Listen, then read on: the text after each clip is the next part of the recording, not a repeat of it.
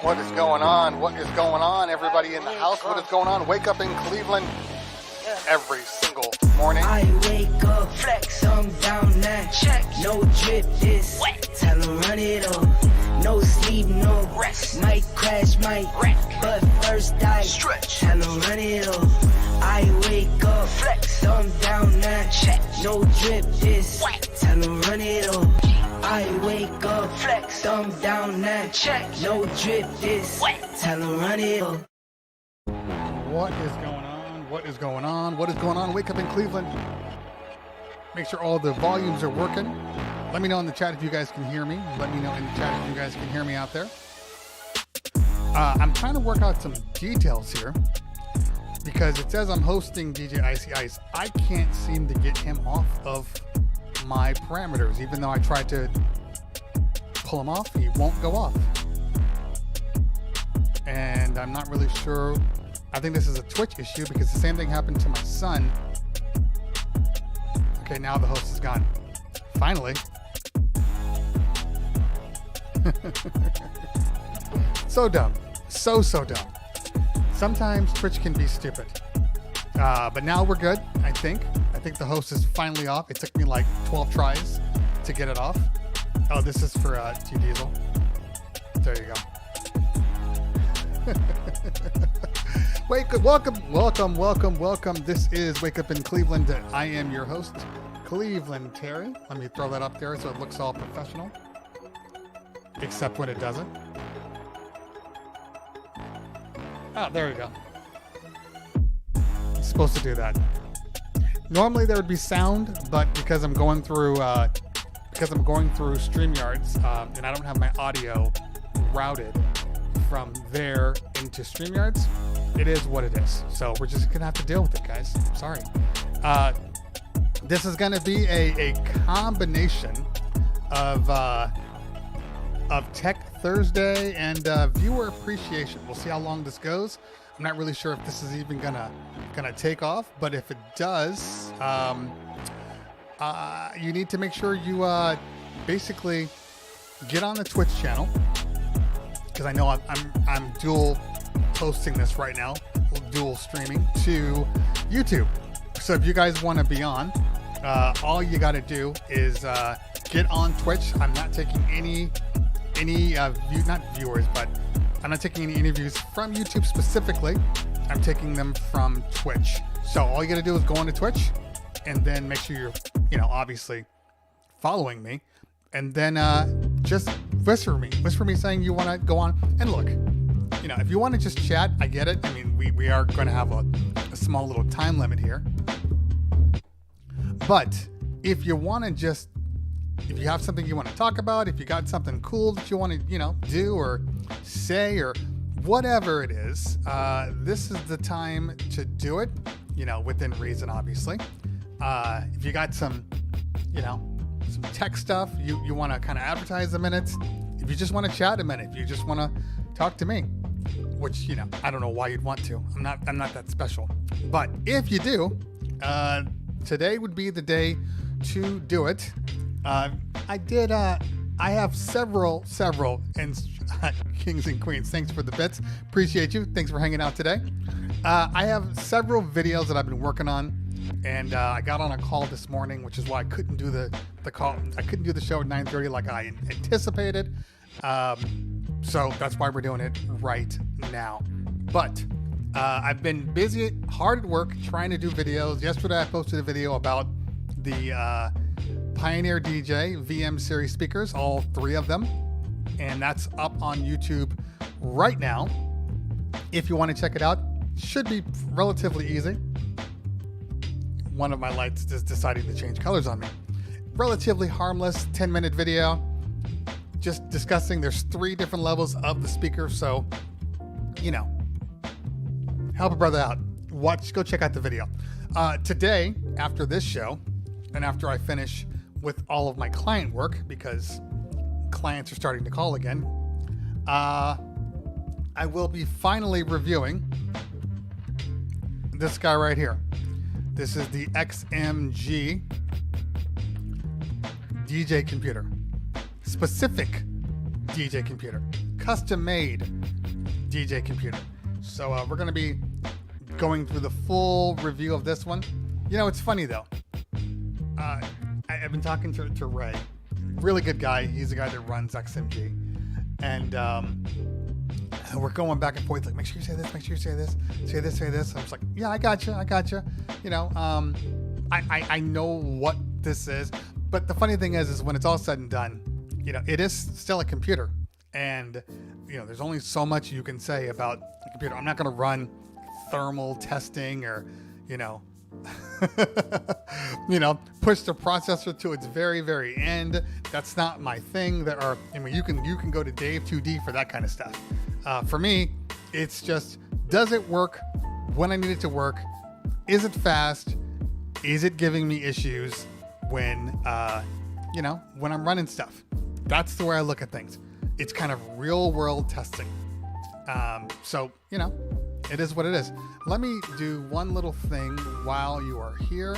Not while you are here, but I forgot to turn on one little thing on YouTube. So let me just activate that guy.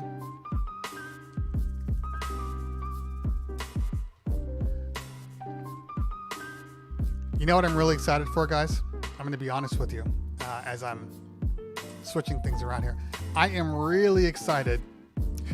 You're going to laugh. I am really excited about Mortal Kombat. I was so disappointed when Mortal Kombat was delayed a week. You have no idea. I'm going to do the midnight show. I'm going to basically, when it pops up on HBO Max, I'm going to be streaming the hell out of that thing. I am super, super excited about Mortal Kombat. It's a me thing. It is a me thing.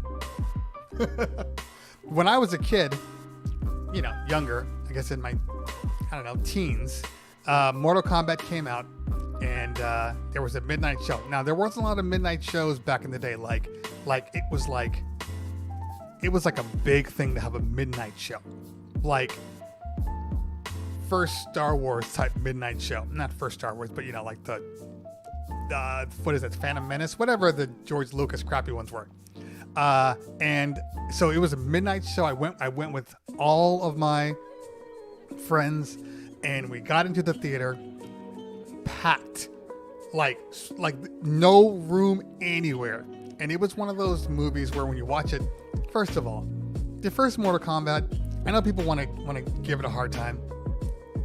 It, for the time period that they put it in, for when they made it, to, the special effects they had, the CGI, it was a good movie.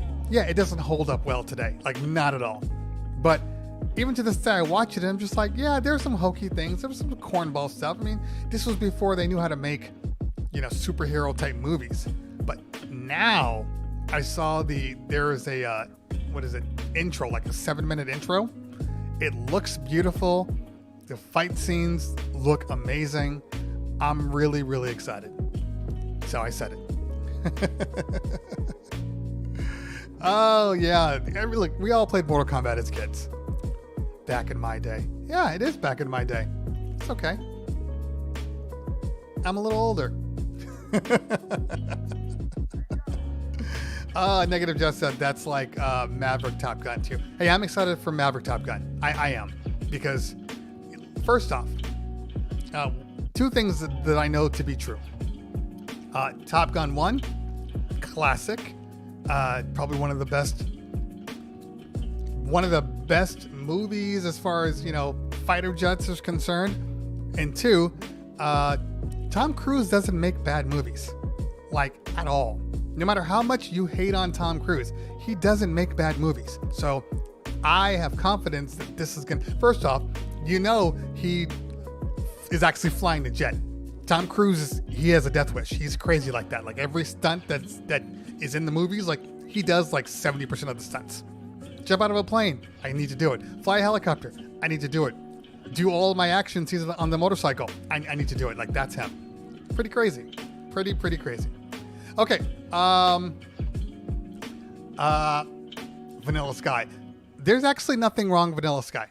And Vanilla Sky makes you think, at least, and that's important. That Vanilla Sky makes you think. But yeah, it's a little off the beaten path. I need to give a shout out to a couple of people in there that I see. I saw JSX1 in the chat. I saw Volteezy in the chat. Those are the Hoy Luck Club crew. Make sure you guys are following Hoy Luck Club. If I am ever in a scratch cipher, that's where I am. And they have scratch ciphers all over the place, but usually it's Tuesday nights. I think it's from 6 p.m. to 4 in the morning, depending on when you get off. I kid. It's a few hours. It's 7 to 11 Pacific Standard Time. I'm not really sure of the exact time. But it's a great time there. And if anybody out here is looking to improve your scratching, looking to get into a group where You don't have to feel uncomfortable. I mean, yes, there are different levels of scratching. Some are amazing. Some are just getting started too. And that's what's cool about this. You can get in there, have a good time, no judgment, and then they will help you. They'll try to critique you and, go from there. And that's all you can really ask for. People that are better than you, that can give you pointers. That's great. You never really want to be the best person in any room. That's just facts of life. If you're the best person, you need to go find new friends. So I enjoy it, but yeah, follow Hoy Luck Club. Mods, throw it in the chat for me. Follow Hoy Luck Club. I'm considering them great people. And if, like I said, if you ever really want to watch me scratch, there will be a few times where I'm just like, hey, let's just scratch for a couple of minutes. Like, that's not really going to happen, but I do it on there. And it has improved my scratching just by being on there. A lot of people, and Volteezy will say this, because I experienced the same thing. It's one thing to do anything on your own by yourself with no one watching. That's like singing in the shower. You sound amazing when you sing in the shower. And then you get out there, you start singing in real life, and you see people and people see you, and now you're starting to get a little nervous. You're starting to say things. You're cracking. You're making mistakes. Now you made a mistake. Now you're freaking out because you made the mistake, and now you're trying to overcompensate. So then you make more mistakes, and it's just a domino effect. That's what performing in front of people will alleviate. It's never going to completely clear off. There are certain times when you're just nervous about things. But my biggest fear was scratching, not DJing. Like, I've never feared DJing. Like, that's my thing. That's what I do. I'm fine with that. But just going out there and shredding for a minute, like guitar lead, solo guy, that was never my thing. So it takes a minute to get over yourself and stop being nervous and realizing, hey, you know what? I deserve to be here just like anybody else. I'm trying to learn just like anybody else. I'm trying to grow. So that's kind of the key here, and the first day I got on there, I was nervous as hell, making mistakes, forgetting scratches. And then the worst thing you can do, is, because it's a cipher. So let's say there's 4 or 5 people, right? And you kind of go round robin. The worst thing you can do is hear somebody else scratching, and then it's your turn, because now you're stuck on what they were doing. So now you're trying to just be them instead of just trying to continue to do you.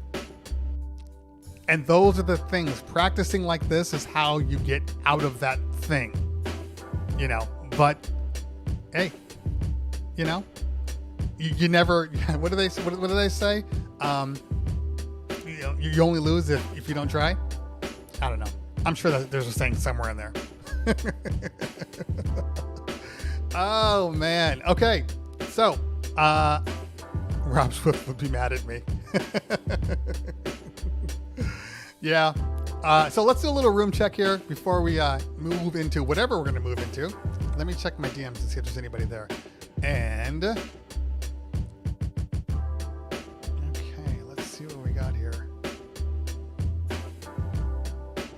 All right, we got one in the DMs so far. That's in the whisper.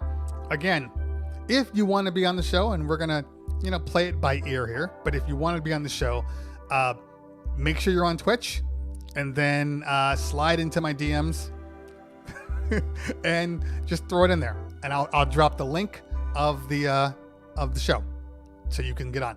Simple things. You can do it from your phone. You can do it from your computer. You can do it from anything with the camera and a microphone.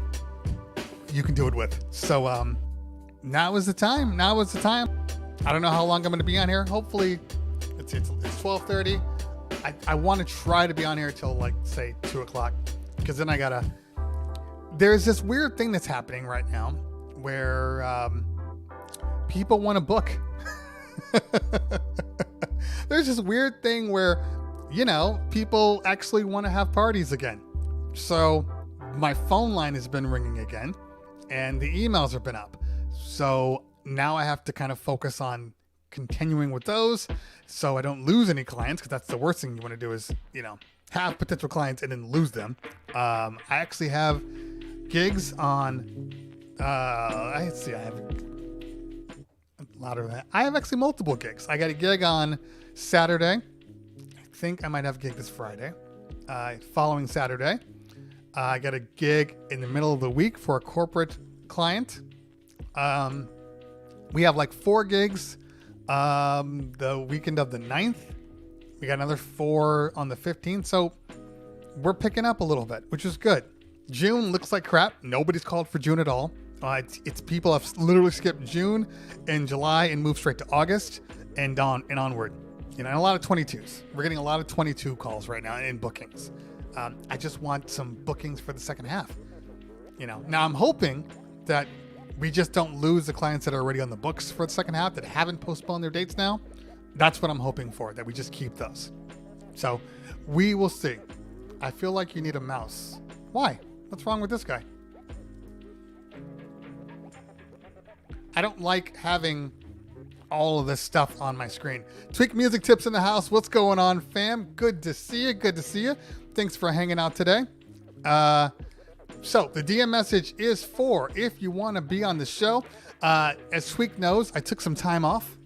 Took a little bit of time off to refresh, to clear my head a little bit, to lose a little bit of the obvious burnout that everybody goes through, which is what I was going through a little bit. So I needed to kind of come back and realize, you know, what was important. Now, still going to have the guest on, still working on those. I will still knock those out. Oh, Tweak. What is going on with the hype train? Absolutely nothing right now. Absolutely nothing. So we're working on that right now. By the way, I just looked at my numbers. Hey, if you're not following right now, make sure you do. I'm sitting at like 4,900 subscribers or followers. Let's see what I have here. I can't see the damn thing. My screen is not, is cutting off the number. Hang on, let me make this a little smaller.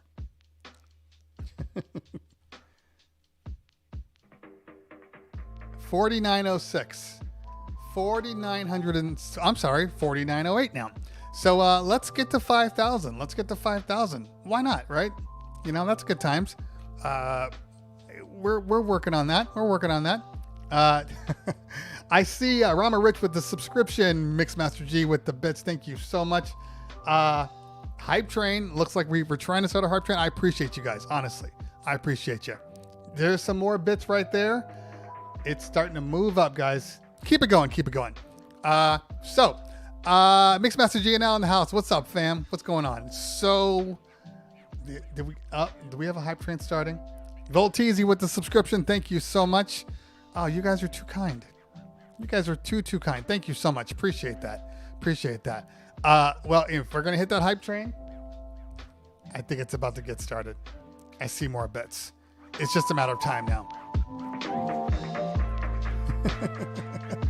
All right. Let's see. And of course, who starts it? See, the problem is, Tweak Music Tips starts it. And then I don't hear the last of it.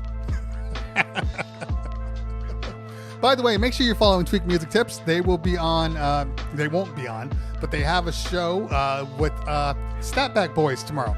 Snapback crew will be on Tweak Music Tips, so that should be a good time. Always a good time. Always a good time. Good people. That's my fam right there. If you're not following Snapback, you're doing the wrong thing. As I say that, Snapback is literally on the show right now, but that's okay. That is okay. All right, so let's...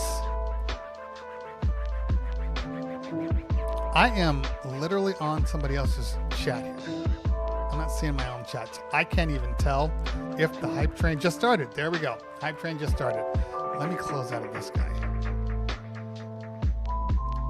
try to bring it back in. The dock.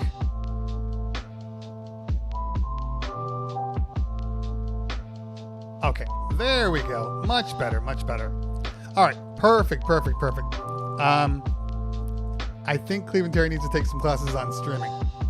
Maybe I do. You know, if Tweak Music Tips has a class on burning out, I'll take that class.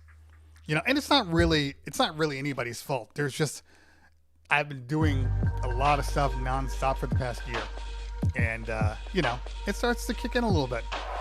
We are on a level 2 hype train with 6%, 3 minutes and 41 seconds left. Let's hit that. Let's hit it. Kings and Queen with a 3-month subscription. Thank you so much, fam. Appreciate you.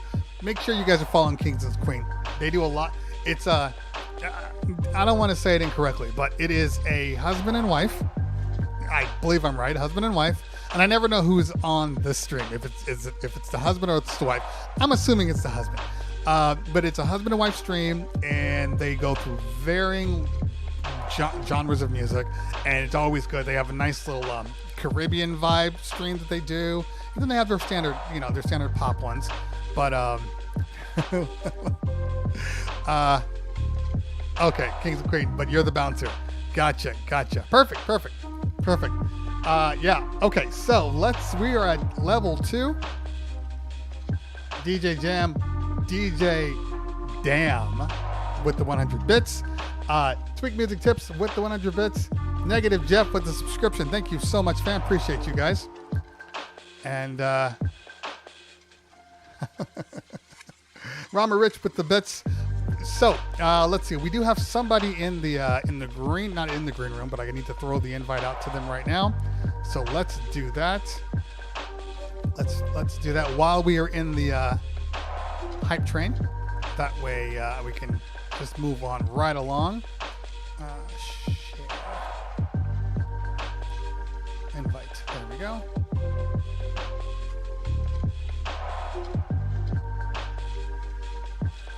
Okay. There we go. All right, so he's got it.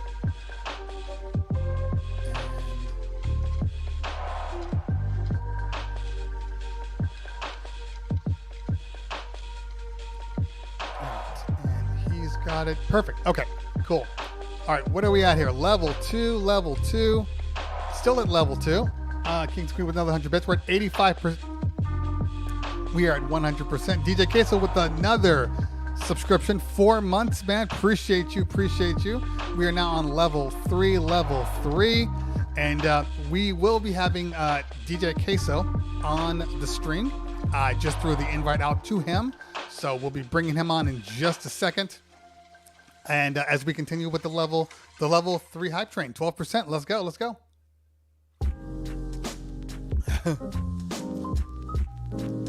Rama Rich is not roasting me. You don't want to get it. Okay. The facts is that you really don't want to get in a roast battle with me. You really don't. I think you guys kind of know that. Look, this is my good side. When I'm like razzing you guys in your streams, this is my good side. You don't want to get on my bad side. You don't want that. You don't want that heat. No, you don't. It's just good that I like you. The people I don't like, man. Gifted 1 month. Kings and Queens Entertainment. Thank you so much, fam. Appreciate you there. J Classic with the 200 bits. Thank you. Appreciate that. DJ Queso with cheese. Oh, every time they're like, do you want queso with that? I'm like, no. No, I don't. I don't even know what that is. What is that? Cheese granules? No, thanks. Vinyl Touch in the house. What's going on? Thanks for hanging out today. All right, we're still at level 3. Thank you for the bits, Tweak Music Tips. Appreciate that. Vitamin Water Gang says 5 oh my. Yes, definitely Vitamin Water Gang. Although this isn't my favorite. I prefer Focus. Focus is my main drink. But they don't make Focus in a 6-pack. That's really frustrating. So I have to buy them separately. And so my second choice is Power PC. Actually, my second choice is honestly whatever the hell is sitting in the pantry. that's just facts. All right, what do we got here? We got Rama Rich with the bits. Thank you so much, man. Appreciate you on that. You guys are killing it out there. I think I have 3 people that are single-handedly like holding down the hype train. Maybe 4 or 5. I think we have, you know, a number of people.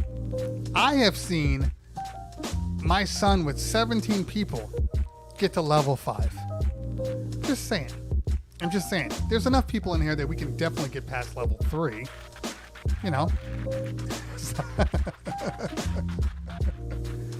He says no audio. 5 my, if there's no audio, it's probably coming on your side. Because I believe my audio is fine. Let everybody know in the chat of how the audio is. Volteezy with the 5-piece. 5-piece. That's definitely good karma. Definitely good karma. As my dad would say, I'll sing at your wedding. If you guys got free subs from all of these people that are supporting, make sure that you thank them because, you know, without them, your subscription wouldn't be possible. So make sure you thank them. Now, I have sent out 2 invites to a couple of people. They're still not in the green room.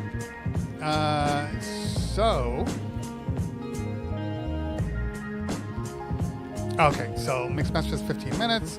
Queso, I did send you the information. It's in the green room. It's in your DM. So make sure that you check that out. Yeah, we're all good on audio. That's what I thought. Tweak Music Tips with another 100 bits. Tweak. I think I'm entering into your ice cream budget. He's like, damn, I can only get 2 scoops now.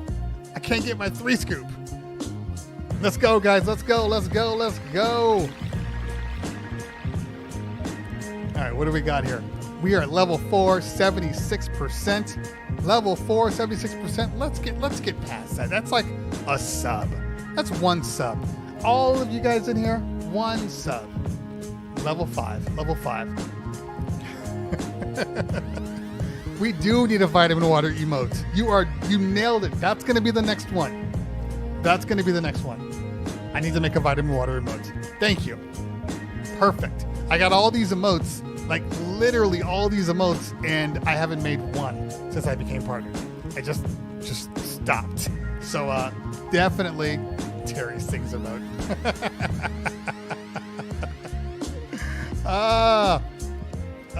You know what? While we got 1 Defro, DG3 Elemental with the 3-month Prime.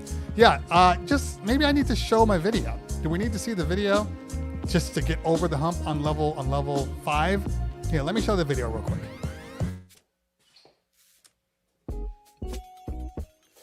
Okay, look, I know you think this is a little weird that we're sitting here talking and I just left and I was in a completely different outfit. Well, that's future me. I'm past me. So what I want to talk to you guys a little bit about while they're setting up for this next guest that's coming on, and I'm sure they're going to be dope, but I want to talk to you a little bit about ways to support the channel. You see, there's a lot of work that goes into this channel, and the only way to keep it going, the only way to keep bringing on new people and upgrading the sets and upgrading the intros is by you supporting me. So here's a couple of ways that you can support me, and I'm not sure that a lot of you know this. If you're new to Twitch, you want to look down right here. There's a little subscribe button. That's the easiest way to support me. It's like $5. It's like buying me a cup of coffee. If we're at the bar, you're buying me a beer. If you're feeling a little more generous, maybe you want to gift somebody a free sub. If you are a Prime member, you can use your Prime membership. You get 1 per month. You can use that on me. It doesn't cost you anything. Now, if you're sitting there on the YouTube side, you can also hit that membership button right there, or you can give me a super chat and then send me off a tip. Look, I know that times are tough, money's tough, and I know that what I'm asking for some of you people might be a little too difficult. So there are other ways that you can help the channel. You can host the stream, share the stream. If you're on Facebook, if you're on YouTube, share the stream to everybody. Get the word out. That's the easiest way to help me out, and that doesn't cost you a dime. Those are just a couple of ways that you can do this. I think they're coming back, so I need to get out of here. Just remember what I said. We'll see you soon. All right, we got Negative Jeff with the 100 bits. Elemental still with the 3-month tier. One Defro with the 1 tier community sub. And of course, Twig Music Tips with the bits. Thank you so much, guys. Thank you for hosting. I appreciate you guys on that one. We are at level 5. We got DJ Queso in the green room. And we got 2 minutes and 36 seconds left. I got a question for you guys, though. And you guys can help me. Because I've switched all of my audio, all of my video routing, separate from the, what am I using? Separate from the ATEM menu. So now everything is going through there. So if I turn off this system, can you guys still hear me out there? Is the mic still flowing? Let me know in the chat if the mic is still flowing. Let me know. Perfect. And also, still hearing music? Music still there?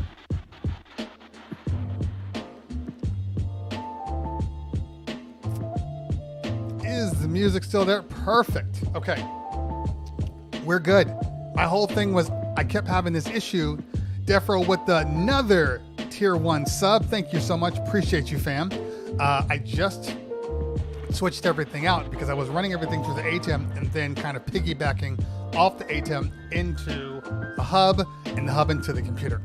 Too much drama between the separation because I need to be able to film my YouTube videos from the ATEM and the external hard drive, but also continue to stream without having to disconnect things all the time. DJ Tony with the subscription, J-Mix with the 100 bits.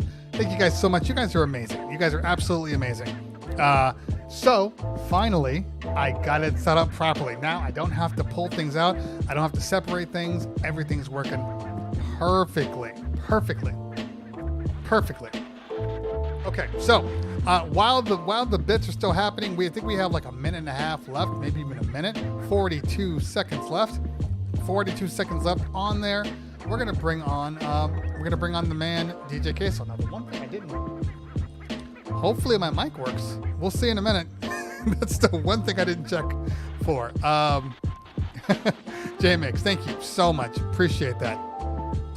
Yeah, honestly, and that's honestly why I do these shows. You know, every so often you get on, you're just like, do I want to do this show? Like, is this something I even want to do right now? Today, not every day, but like, you know, today. And then you realize there are people that actually, you know, want to be involved and have questions they have or whatever. Like, for instance, Quista, who said, should I buy the DJ FLX now or wait till Black Friday? That is a double-sided sword. Because I don't love the flex, as I've said before. DMP, yeah, there are videos. You guys, I will post a video on my scratching. Maybe I can get it out today. I'm not even sure. But if I do things that are small, I'll post them on my Instagram. So make sure you're following me on IG. I just did one probably a week ago. Yeah, so put it on, so make sure you're following me on IG. And then you can see more up-to-date things, because I can't always do a YouTube video for everything, because sometimes I have things I need to get done, like first. Like I have contractual obligations is a relative term, but I have obligations for like shooting the Pioneer DJ speaker one, so I can get those back, because that's on a time limit. The XMG computer, I got to get that done, because that is on not on a time limit, but I've had it long enough to be able to make this video, and they're checking. One Defro said, "Did you like that Rain 1?" One Defro, make sure you're following me on YouTube. I have not one, but 2 videos on the Rain 1. So make sure you're following me on YouTube. I will have one more video on the Rain 1 relatively soon, talking about the Rain 1 and DJ Pro for iOS. So make sure you're following on that.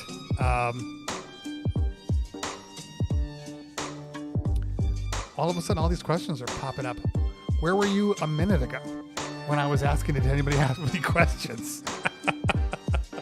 Now everybody's got 40 questions. Did I use it with Virtual DJ? Did I? I plugged it in. I tested it. It works. I don't really qualify kind of legit software that is supposed to work with it. I know how Virtual DJ works. When I saw the iOS, I was like, now this is something different. Using my iPad Pro to DJ exclusively, I've never done that, especially with a hardware as good as the Rain 1. So yeah. Okay. We'll get back to your questions. We do have DJ Queso in the green room. So if you do have questions, make sure that you put the ask in the chat. If you have questions, put the ask in the chat, because that's how I know exactly which. That's how I know which ones I need to look for. Okay, so we're gonna bring on DJ Queso. He is a Twitch DJ. He's been on. He was on before, and good guy. He wants to just kind of catch up for a minute, and yeah, let's bring him on right now. I don't have my applause setting, but if I did, I'd clap for him. So everybody else, throw the wake ups in the chat. All my new subscribers, throw the wake up in the chat. DJ Harmonics, thanks for the follow. 50 My, thanks for the subscription. Thank you guys for that hype train. Appreciate you guys, honestly. So let's bring him on right now. This is DJ Queso. What's going on, man? Can you hear me? Yeah, I can hear you. Can you hear me? I can hear you just fine. Perfect. How's life treating you, buddy? Oh, life's treating me pretty good right now. I've been right now. Twitch has been really good to me ever since like all the interviews with you and Kova, and right now I'm at about over 215 followers now since then, and I finally experienced my first level 5 hype train last week. Shout out to a lot of people from up in Chicago, like DJ George May and DJ Unforgiven. They've been real cool up there, especially MC2J, man. They've been real cool with me. Like I don't know nobody from Houston, but a lot of guys from Cali and Chicago. They've been very supportive for me. Okay, well, so you kind of developed your niche. Yeah, I kind of developed a niche. I finally actually got involved with there's this crew called the TYC Raid Crew, I think. Okay. They've asked me to see if I have time to try to be involved with them during their raids. So I've been invited to do that. It's just trying to find the right schedule to do it. Gotcha. Now, where do you think your successes come from as far as kind of developing your niche and getting that following in those different states? I don't know. I think just showing a lot of support to everybody, and then just receiving the same support back. But then as time went on, I've tried to get better and better and better. Like I gotten like my equipment wise, I've gotten right now you see the DJ 505. That's right now. That's just because I just did a bunch of rearrangement right now, because I was using the DJ 1000. Okay. And I should have bought that. Yeah, I should have bought that thing a long time ago, man. I saw your YouTube on it, and I should have bought that damn thing a long time ago, way before I even thought about the 800 or any of them, because I got all three. I got 400, 800, and 1000. Wow. Okay, that's crazy. So but you DJ on the 505? No, I'm reason why I bust out the 505 because I need to get better with Serato, because I've been using Record Box a lot. Because I've been more comfortable with it, and Record Box is good. Yeah, Record Box is real good. I love Record Box, but I need to get better with Serato, and then also I've also been using the good thing about the 505 is that it's got the TRS system and it's got a mini output. Yes. So I already have, like, right now I'm trying to get hooked up like another drum machine. I'm trying to hook up two Roland Boutique items. Like right now I got the TB03 and I got like the SH01, and then I just got it and I'm just testing it out right now.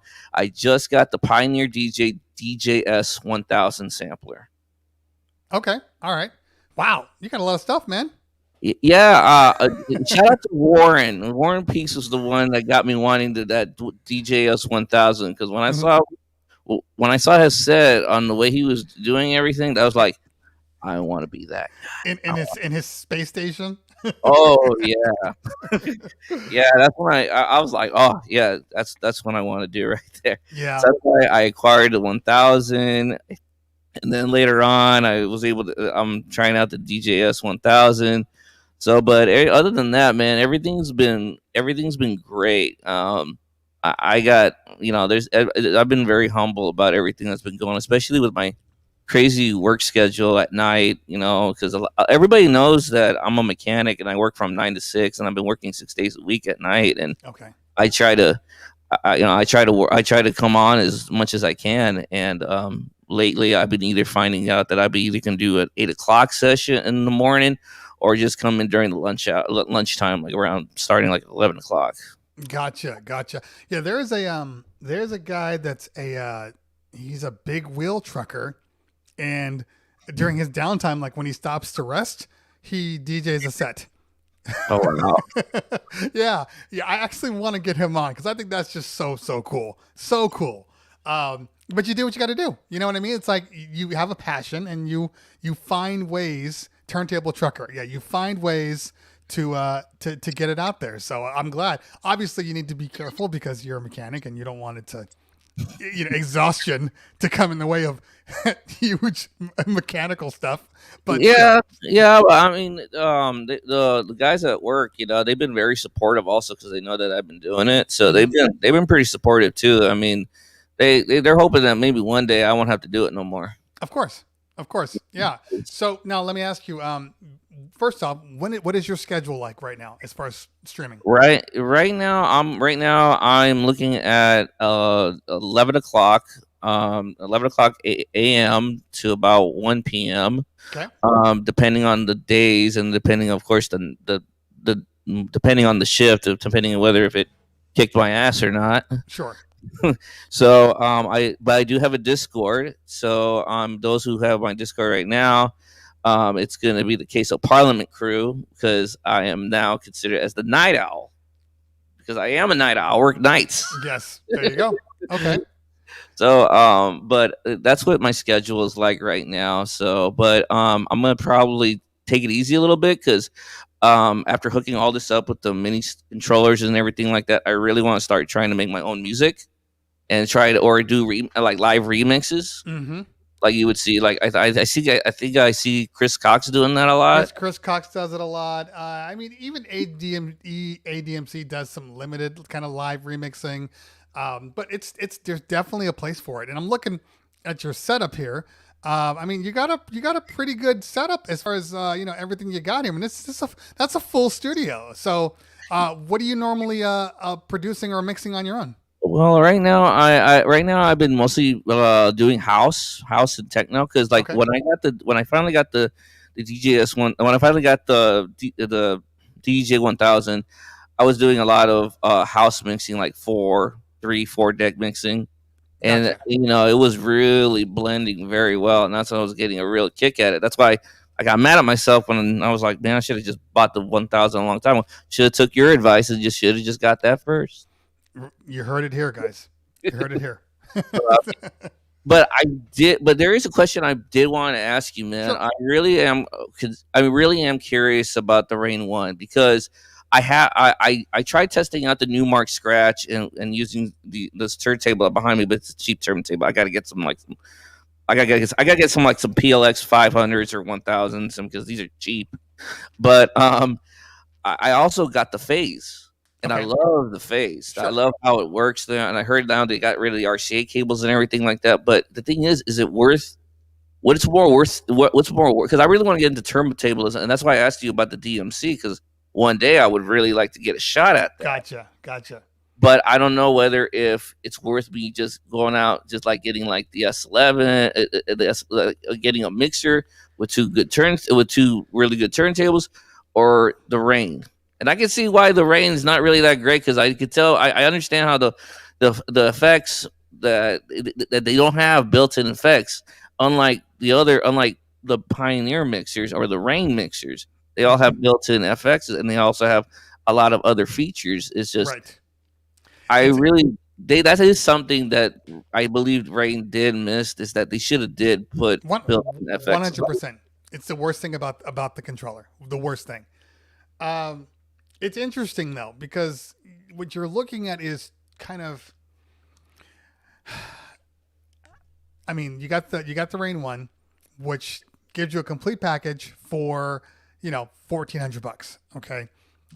That's only going to be enough to pretty much get you your S7 or your S9.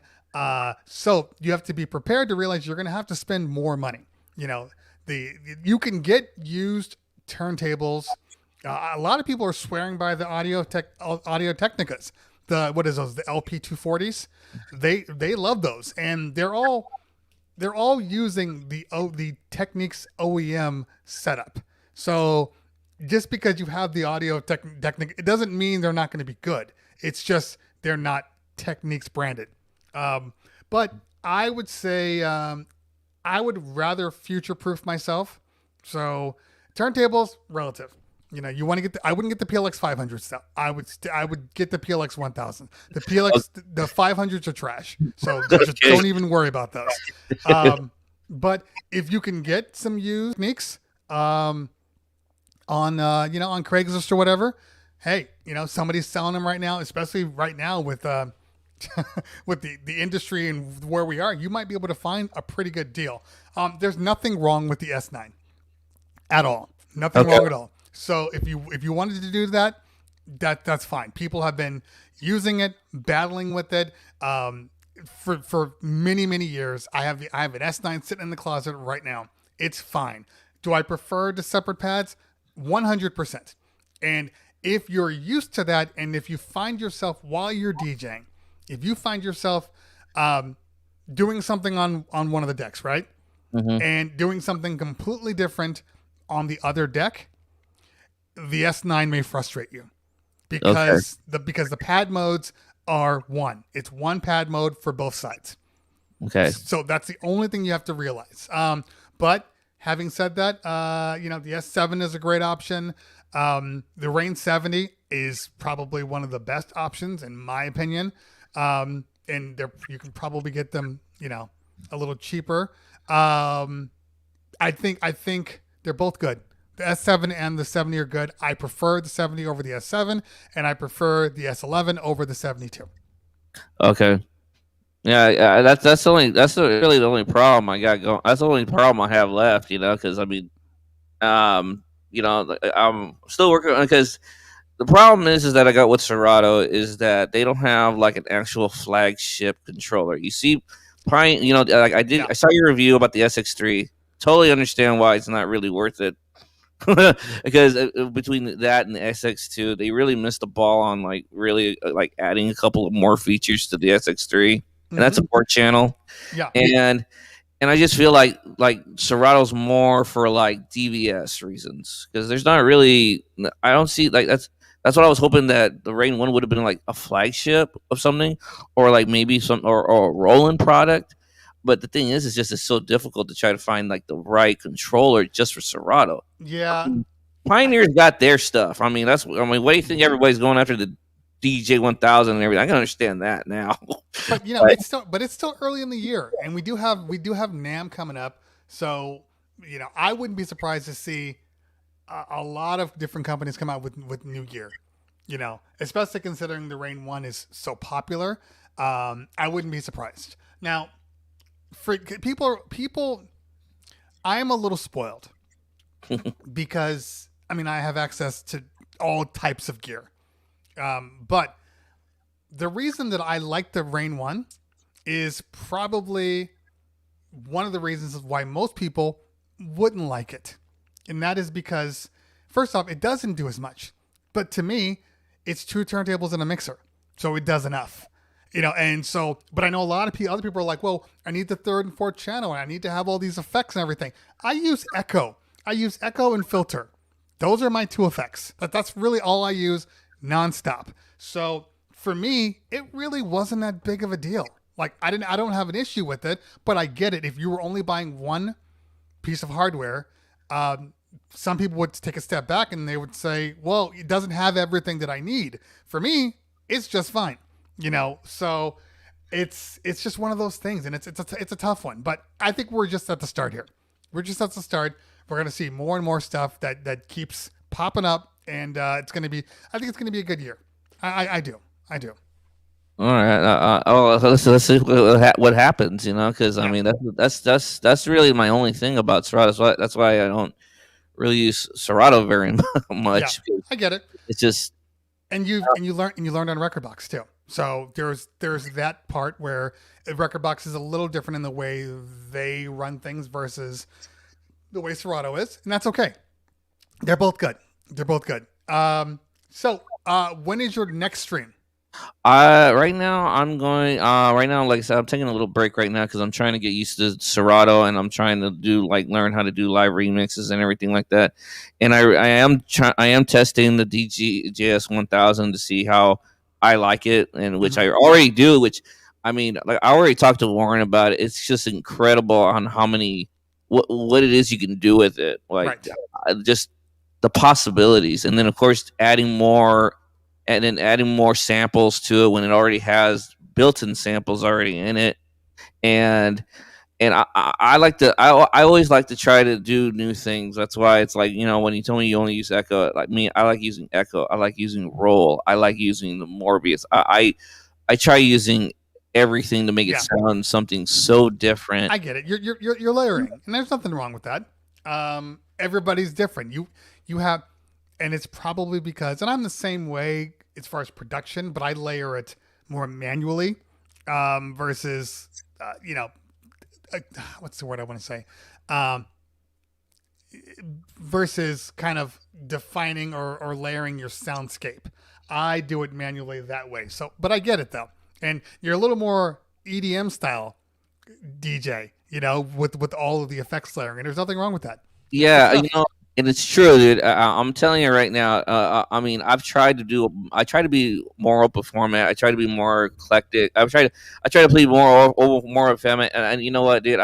For some reason, me playing R&B and hip hop it doesn't fit me. I don't know why. It just doesn't fit me. And I just love house and techno. But that's important. That's really, really important to the people that are watching today, because you have to know what your natural sound is. There is a sound in you that you feel that resonates in you that only applies to you, and that sound has to work for you. And if you're playing stuff that you're not feeling, people know. People feel that, and it turns them off. So I think you nailed it right there, and you probably were like, I gotta do what I like. I gotta do what feels comfortable for me. And it probably at that point is probably when people started to kind of connect more with you, where they were just like, they like you as a person, but now it's all coming together. You know what I'm saying?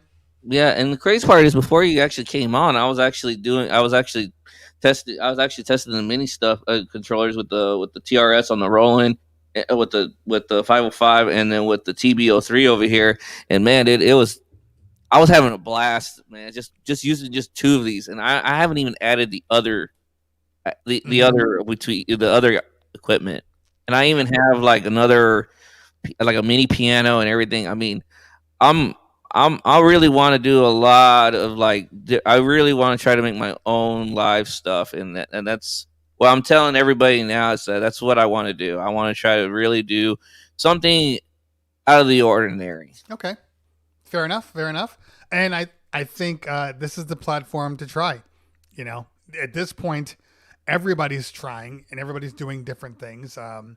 And I think, this is the year. This last year and a half has been the year where you just say, you know what? I need to do something for me. I need to see what I can do. I want to see if my skill sets can actually take me, further than I've ever been. So appreciate that. So you're taking a break now. But you do have your Discord, so people know where you're going to be. So when you get off of here, put your Discord in the chat, or whisper me and I'll post it in the chat too. So people can follow you. All right. Hey, Queso, good to talk to you, man. Appreciate you.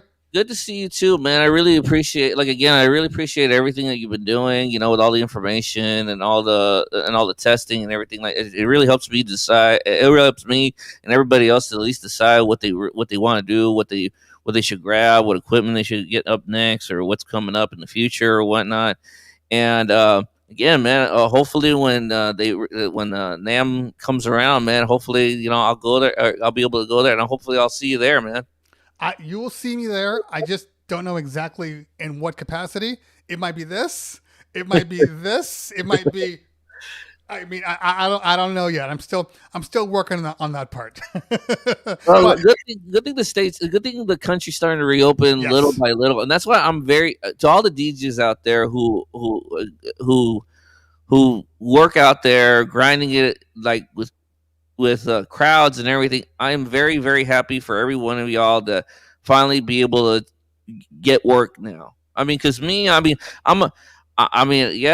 have a regular 9 to 5 job, but then it's like I really think about everybody who actually does it for an actual do DJ for a living, like doing crowds and everything. I'm very happy that you guys are getting work again. I really am. I'm very happy for you guys. Me too. All right, DJ Queso. A round of applause for Queso. Throw the wake ups in the chat if you got them.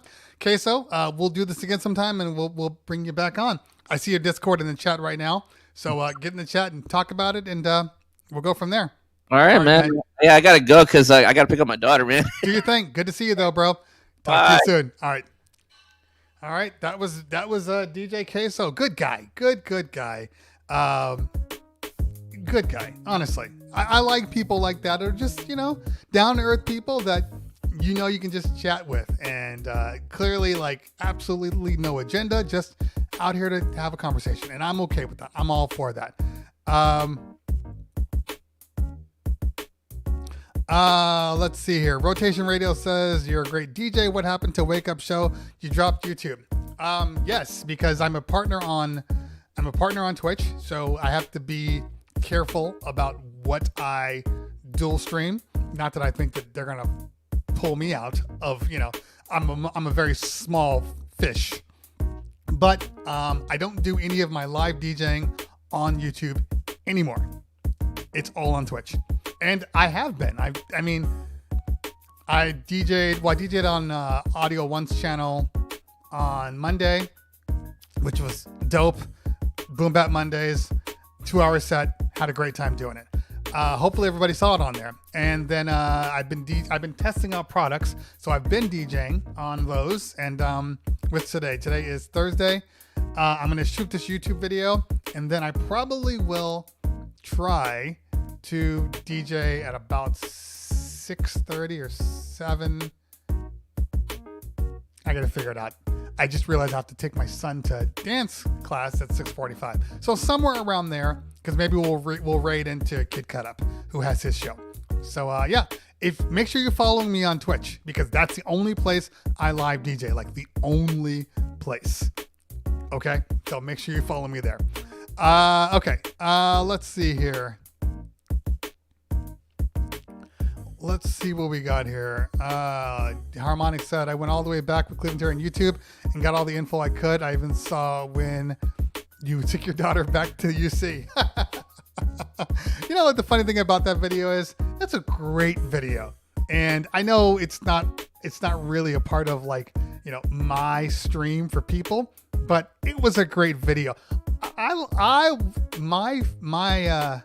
videos I have the most fun with are the ones like that. And there are several there, but I just they don't produce the numbers to post them, unfortunately. I would love to, but yeah. I do have 2 videos that I will be posting from 2 events that happened it was 2 Thanksgivings ago. It was right before COVID. A really bad situation that happened to me.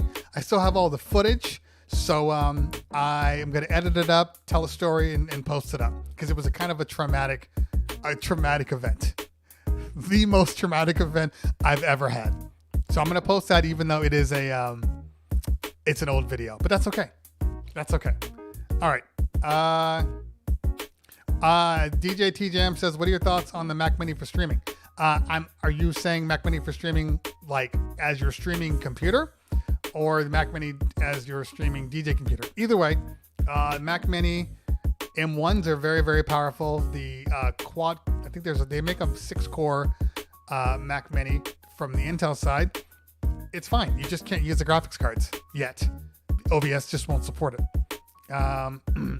But as Mixmaster says, M1 with Ecamm beta should be fine.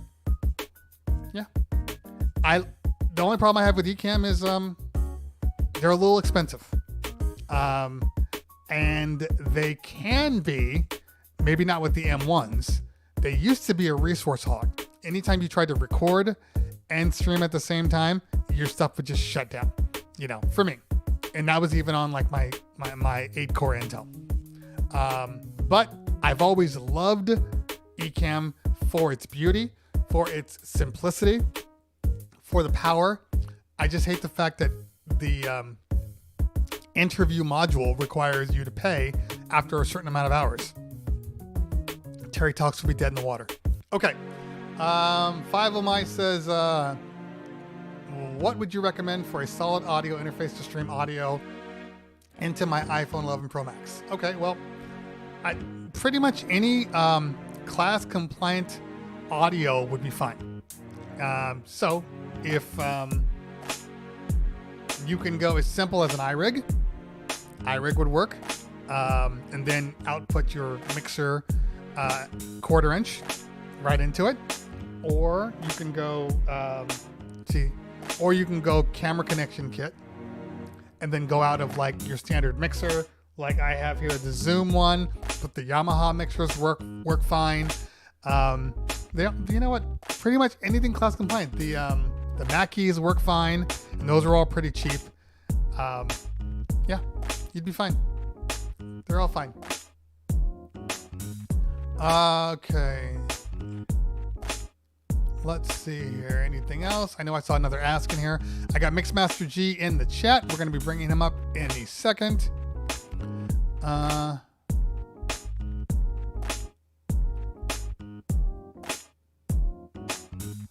Okay.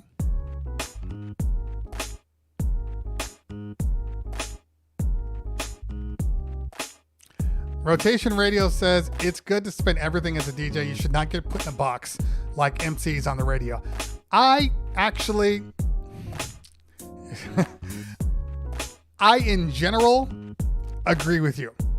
But in specifics, I don't agree with you.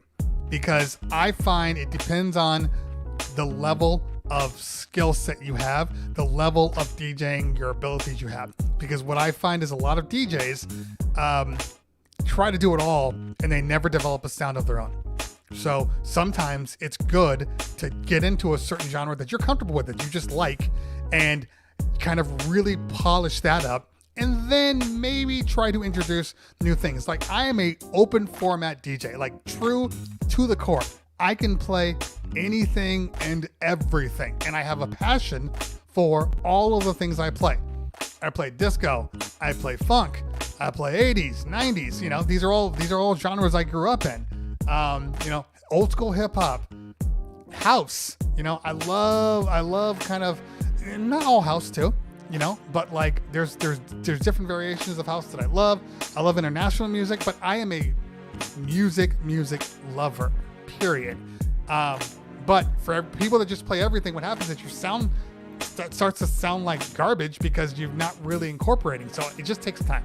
It takes time to get to that point. But I would never tell everybody to just, if somebody came up to me and they never DJed before and they said, what should I do? I would never say, learn everything. Play everything, because that doesn't work. I would say, what do you like?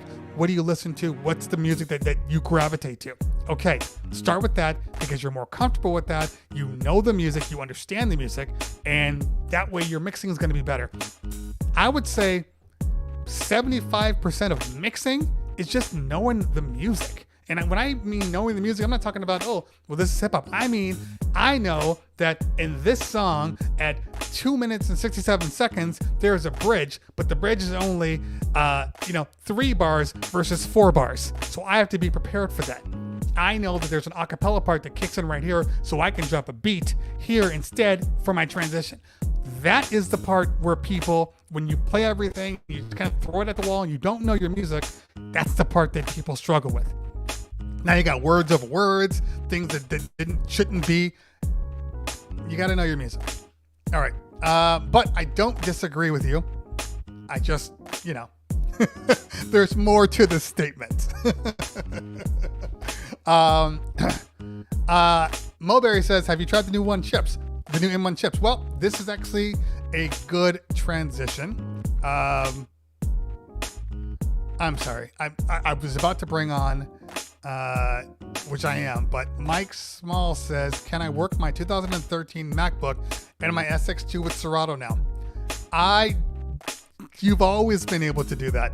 So if you can't, there may be something else that's going on here. All right. Besides, because Serato has worked with my 2012 MacBook Pro still works with Serato just fine. I believe the 2012 might be the cutoff now though, but 2013 should definitely work with the SX2. Okay. So I got Mixed Master G in the green room. I need you guys to put the wake ups in the chat. Put the wake ups in the chat so we can bring on Mixed Master G. You guys know this guy because every time you search something out, like how do I sync, like Mixed Master G's video pops up on your YouTube. So we're gonna bring him out. He's a great guy. He's a true fan of the show, and I appreciate that. So let's bring him on. Mixed Master G in the house. What's going on, man? Cleveland Terry, thank you very much. You're very welcome. Thanks for hanging out. Hey, and I say thanks for hanging out with the understanding that with the understanding that you are in the stream a lot. So I appreciate you for that. Not only are you in the stream, but you're in the stream and you're answering questions in the stream. So I don't have to. So because I talk, I get a little long-winded, and then by the time I go back, I've forgotten about the question, and I finally go up, and it's like, oh, Miss Master G already answered. It's kind of what I do. I have a feedback here. Oh, those are my speakers. I don't hear feadback on my side, just so you know. No, it's still there. Oh, really annoying. All right, I have to focus on my headphones there. Yeah, but it's kind of what I do, Terry. I like to help DJs out, just like you do with your great programs, just like Kova does, just like Phil Morse from Digital DJ Tips does. All those guys are hardworking men trying to bring the knowledge back to the DJs. DJ TLM, shout out to you as well. So I like to join those chats and give my wisdom wherever it's appropriate, and even when it's inappropriate, I just spill it out and throw it right in. Like yesterday when we had that thing that you said, I did my cues in beat source link in Serato. And you called me out. And I said, hey, listen, buddy, I make this shit. I make this shit that converted. Trust me, that won't fly. Well, but here's the interesting thing though. And I look back and I was like, yeah, I don't see them. But there is a point in BeatSource where I think they're starting to put the initial cue point on, because I loaded a song that I had never touched and there was a cue point in the beginning of the song. Like I already wrote you, I made an app for this kind of stuff, and I hope we have the time that I can show it, because I just set it everything up so I can go full screen and just show how this shit works. Well, this is good though. So let's talk a little bit about what you do, because I think people need to understand what it is that you do and why you do it. And we have been on the stream. One of my biggest issues is, first off, as a YouTuber, I test many different applications, and I need the ability to have my music in each database. So if I'm testing Rekordbox, I need to feel comfortable with it, with my music, so everything's there, my cue points, my playlist, all of those things. Same thing with Serato. And now I had a secondary issue where I had a PC, and I still need to sync those over to the PC and get it all in sync. So tell us a little bit about what your company does, because that's going to help people understand. Oh, first of all, it is not a company. It was never meant to be a company. I am a DJ since 1984. I had my first residency, you may call it today, at the age of 15 because I looked way older. A few years ago I decided to retire, and retiring means, of course, I still do my DJ gigs. Of course my DJ heart is still beating because that never dies. Sure. But I want to make room for the younger generation, basically. And I had more and more time to get into the digital DJ stuff, and then I find out, all right, that stuff doesn't work together, doesn't communicate together. And at that point I wrote just in-house stuff to make it possible that I could go from my default platform, which is Traktor, to Rekordbox and to DJ. I was a very early adopter of algorithms DJ. I threw it in the chat yesterday. I used DJ on an iPad 1. I still use DJ That's sometimes crazy. on an iPad 1. But that was the first generation DJ. But I didn't want to redo all my cue points and my loops and my beat grids and stuff like that. So that is where the DJ conversion utility, and originally it was called DJ, like the app DJ conversion utility. Okay. And later on, because I added Rekordbox, I added Serato, I added Virtual DJ, DJ conversion utility became a more suitable name for that. But the origins is DJ conversion utility. So that's why that algorithm stuff is very dear to my heart. It has been my ad hoc party system and backup system for years. So I know it inside out. But that is where it came from. And then other people saw, all right, this guy has all these tools that he can convert. Can we have them too? And at first I just threw them out for free. Everybody could use them for free. But the problem, if you make a thing free, then people tend not to invest in to look how it works. They just download it. And my tools can create havoc in a collection if you don't know what you're doing. No matter how hard I try to warn and no matter what I do, that's a problem. Now my girlfriend is a psychologist and she told me, Peter, you are going the wrong way. You need to put a price on it, because if you put a price on it, it has some value for people and they will invest in understanding how this works. Okay. And that is the reason why I still have very small priced apps, because they are all under like $25. And there is no subscription because I really hate subscriptions. So it's a one-off price. It's just a barrier to entry that you are as willing to invest time in understanding how this stuff works as I was willing to develop it and put it on the market. Gotcha. So that's the idea behind it. Okay. So coming from that, the DJ conversion utility was my first major app. Then the dead-end conversion utility came on top of it, which means I can now convert between every major DJ software platform there is. I can go from, I know you are a Den & Co user, you can set your cues on a Den & Co on your audio files, on your regular audio files, and convert those cues back to your original Serato collection. So that means you use your Go as a remote separate controller for Serato and then convert everything back. I can do the same for Traktor, I can do the same for Rekordbox, I can do the same for Virtual DJ, I can go all the ways. Now, people started to ask me, hey, Mixmaster G, what about this streaming audio stuff? So BeatSource Link, Beatport Link, Tidal. I leave Beatport or SoundCloud, I leave SoundCloud out because I find the quality of the tracks too shady and I find it too complicated. So I don't see that as a valid platform for DJs, though the pricing, of course, is interesting. But Tidal, BeatSource Link and Beatport Link are full-grown, valid DJ platforms. Yes. So I did basically the same without what I did with the DJ Conversion Utility, but then named it DJ Conversion Utility Streaming. And what that comes down to is simply, no matter where you set your cues and loops, you can convert them all back to whatever you want. So if you are up for it, I can go full screen. Go like full this. screen. Hold on. Let me make. And let me get you out of the way a little bit, like that.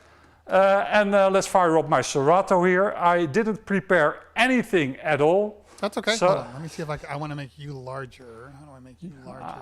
I'm 6'4", so I'm pretty good where I am right now, my friend. It's really silly because like I can do you small and me large, but I can't flip it the other way around. Like that's dumb.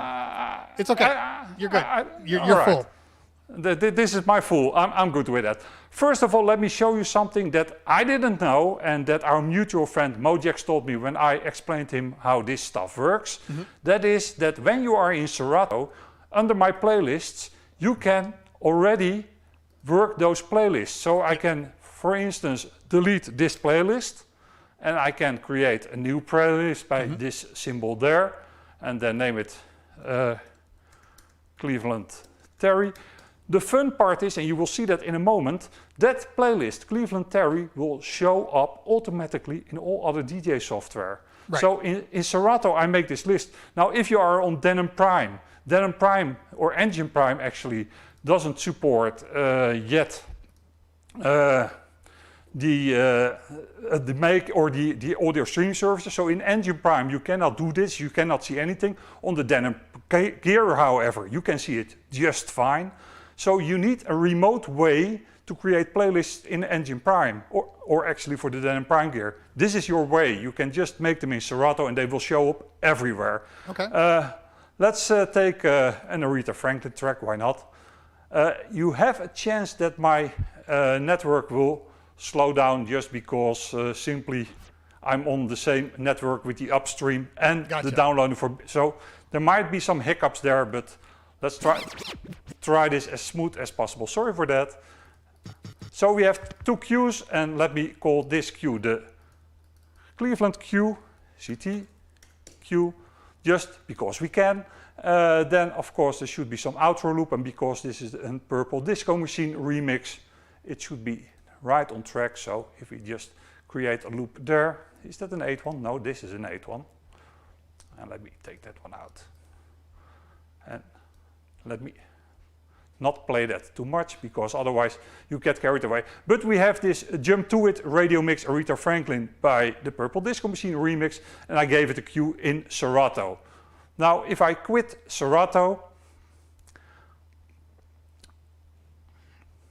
let's wait for it to quit. It sometimes can take forever, but we all know that burden.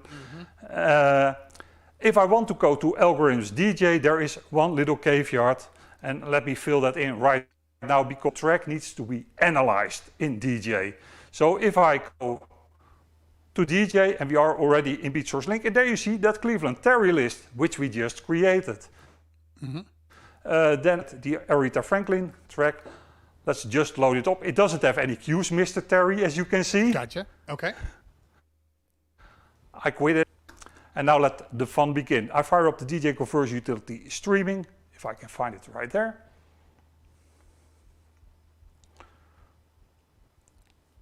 We say that we are coming from BeatSource Link. The quality is high. My original software is Serato, and I want to go to Recordbox. You know what? We go to, you see this empty USB? It's a completely empty USB. That will serve as the carrier to Denon Prime, and we go to Algorithms DJ. Good with that? And we just give it a little bit of time. This won't take long because it's just a few tracks. It always helps if you clean out your Serato collection before you do this kind of stuff. So I did that before I went with you on. Now if we go back to, first of all, Algorithms DJ, and we go to the Cleveland Terry list, and we load up that Aretha Franklin track, there you got them. Interesting. Yes, so if I go to... This is really interesting. So explain to me then, how is it then placing the cue points on there? Is it almost like going in on its own under your account? How does that work? It goes in locally. The entire cue point stuff is all stored locally. It is not in the. It's not in the cloud. So it's changing your index on your DJ and on your all those things. If it was only that simple, but I can give you, if you want to see, can you give me the full screen again, my friend? Then I show you, because if you want to know it, I'm going to tell you. If you go to your music folder, there you've got, of course, your Serato folder. In that Serato folder, you've got, if you use audio streaming services, the metadata folder. And in that metadata folder, you've got the beat source folder, and right there, those are your data for the cues. That is what is used. Now with DJ, something interesting is happening, because DJ is also centralized. It is not there, that's an old one, but right here, this one, the DJ media library .dj media library, that is one word. That is actually the algorithm's DJ collection. Now if you have iCloud enabled, it will automatically sync with the cloud, with the iCloud drive, which means they will appear on your iOS device. If you just played with my tool and by accident converted a bunch of tracks because you had them from Serato to DJ, they will be right there and they might be synced to the cloud. And I guess that is why you all of a sudden might have had cues in your DJ collection without even knowing that you ever set them. I do have the iCloud on. Okay, maybe that was it. Yeah. To make the long story short, if I go to right here, Recordbox, and we go to the beat source, and we go to the My Playlists, there we have also the Cleveland Terry. So you see how powerful it is to create those playlists in Serato, because you have them everywhere. And then we can load up that track, and there you've got... That's great. And the loop and the loop as well. By the way, that loop is also in Algorithms DJ. Now I know, Cleveland, that you are a Prime user, so let me switch my cam over here and let me pull out my USB drive. Because the real fun part is that, let me find the hole for that thing. You know that there is always a 3-way to insert a USB drive, and the third one is always the correct one, right? Oh, it's an HFS drive. All right, I had to reformat it in order to make it sure. But I can assure you that that particular track also had cues on this USB. So I can use them straight ahead on Denon Prime. I can also do it the other way around. So if you say, hey, I want to see it how you can set, for instance, cues on Denon Prime and then convert it back to Serato, I'm here now. Happy to show you. Let's do it. You're here. All right. What do you want? Do you want do you want real audio files, or do you want the audio streaming services? I think some people, let's do the audio streaming service, because people, I think that's probably what they're really going to use it for, jumping around from there. All right, let me reformat that drive real quick. Okay. And while you're doing that, let's see here. I know there was a couple of questions. One person asked about where to get a case for your Urane 70. Actually, if you follow me on YouTube and you go into any video with the description, probably except for this one, like any of my normal videos, I have my Amazon links. Click on that and it'll post it up. But I use Pro X cases for pretty much all of my stuff, and they're always good. The good news is the Urane 70 and the S11 and the 72 all can fit the same case. So you're kind of future-proofed a little bit there. And then one more question. Rotation Radio asks, have you tried algorithms? Yes, we have. And is it better? Make sure you're following me on this stream, because even though I don't post to YouTube all the time as far as this, I do stream a lot. So I'm always on here. The last 2 days I have used the Urane 1 and DJ for iOS. I've also used DJ for the S11 with DVS, thanks to my buddy Drew from Pioneer DJ. And I'm very, very impressed with algorithm. I'm actually going to do another video, 2 videos coming soon, but I'm very, very impressed with it. Is it better than VDJ? It depends on who you're asking. You know, I think aesthetically, it's definitely more user intuitive than Virtual DJ, but Virtual DJ has made some good steps over the last couple of years. So they're both equal. They feel close as far as what they do. More so than like Serato does. Like Serato is on its own window. Then you have DJ, and you got virtual DJ, but a lot of the features exist in both of them. So you're good. But DJ, I think DJ is a sleeper. I think DJ might be one of the best programs that nobody knows about. I'm completely with you on that. I am a Tractor user natively. I used Tractor since it came out. I just took DJ on the side because, like I said, it's my backup and ad hoc party system was at the time. But DJ is so much underestimated. It's such a powerful program. If aspirational DJs ask me what they should buy, I tell them, take your mother's iPad, get the Tidal subscription, take DJ, and if you like that, then save some money and get the DJ 1000 with Rekordbox. Yeah. Period.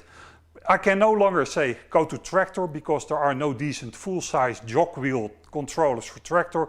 I've got a Nexus rig right in front of me that I abuse as a controller for Tractor, but there are no decent controllers for it anymore. So that is kind of the death of the platform. I've talked to Native Instruments many times, but Algorithms DJ, I can recommend it to everybody. The sync in Algorithms DJ, and I hear you all say, Mixmaster G, what the fuck with sync? Sync in Algorithms DJ is magical. If you have an a cappella, and we all know how hard those a cappellas are to grid. Don't grid it, just let it analyze automatically by DJ and use it against a steady track. And you know exactly what I mean. It is magic how it keeps it, even if it fluctuates, in sync.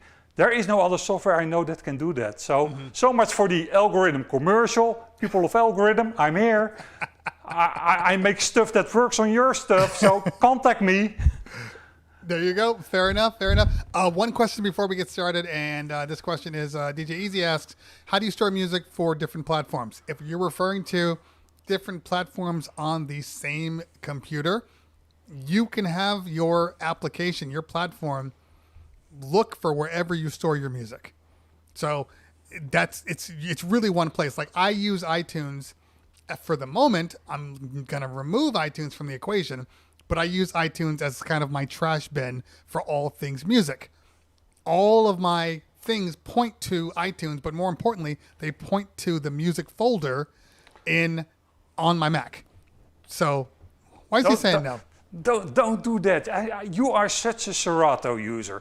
The problem is that, first of all, I completely advocate use iTunes or the music app as your collection manager. Make your playlists there, do your basic tagging like artwork, artist, album, do that kind of stuff in iTunes. However, most DJ software uses the absolute file path to an audio file as a link. A link between the cues, the loops, the analysis data. If that link breaks because for some reason the file path changes, then it doesn't have any cues and loops anymore. What is the number one thing you hear Rekordbox users say if they use iTunes? Hey, sometimes I lose my cues, sometimes I lose my loops. That is exactly what I'm talking about. Because what iTunes does, if you let it manage your collection, and by managing your collection I mean copying it over to iTunes, the moment you change an artist name, an album, a title, the file path changes because iTunes decides that it needs to be stored somewhere else in your music folder. And that messes up everything. So for everybody in the chat, let me go to my full screen again, if it allows me. There I am. And I should have some screen cuts because I'm sending these around at least, you see them? iTunes prefs, music prefs. This and nothing else should be your prefs if you use iTunes or music. If you use something else, you are asking for problems. Make sure that everything is switched off in music, and in iTunes, make sure these are your preferences. So both of the first off and the last one you need to create the XML automatically. Not doing this and not following this is really asking for a disaster in the making. I have seen guys who use mass rename tools to get tags from Discogs, etc. in their iTunes collection, and all of a sudden half of those tracks in Engine Prime didn't have any cues anymore. Most of the tracks in Rekordbox didn't work. The Tractor playlists were empty. That is because iTunes renamed those tracks and moved the tracks away from their normal location. Store your tracks yourself, and you don't have to get very detailed with that. Just dump them in a big folder each year and make a new folder every year, because your playlists or your crates or your whatever you want to use, those are your gold. That is the point where you decide what you see in your DJ software. You're not going to browse your hard disk. Come on, this is 2021. No. I think we might have gotten confused here. When I'm saying put music in the folder, iTunes is essentially doing that anyway. iTunes is copying my music from like my download folder into the music folder. Okay, so it's there. Serato, yes, correct. So Serato is seeing my iTunes folder. Got it. Now, when I start to make crates in Serato, it no longer cares about iTunes. It only cares about where the file is. Correct. And that information, and that where the file is, that file path, changes the moment you change a tag in iTunes. That is the big problem. If you never change your artist, do you want me to show it? Well, no. I guess what I'm saying is, what you're describing to me sounds, and that's why I need you to communicate, it sounds counterproductive, because you're saying iTunes can affect your files, and you lose the path, right? If you have the settings wrong, if you have the, right here, the keep iTunes media folder organized on, or if you have here, keep your music file organized and copy the files to the music folder when adding to library. If you have so manually copy them to the music folder instead of allowing iTunes to do so. Yep, or any other folder. And if I can recommend something else, put your audio tracks either on a separate partition on your drive, because I know Cleveland Terry doesn't like external drives, or put them on an external drive, or put them, in my case, on a file server, because that way all you need is a backup of that partition, of that file server, of that external drive, and no matter where you are good to have your files, because the file path, even if you are on your friend's computer, that file path will still point, or will continue to point to the files on the external drive. And that is the beauty of Mac OS. On Windows, you get randomly changing drive letters and stuff like that. A drive that has a certain name has a drive that has a certain name on Mac OS. Right. And that will not change no matter where you connect it to. By the way, for everybody interested, I do Ask Me Anything every Tuesday, 7 p.m. That is Central European time.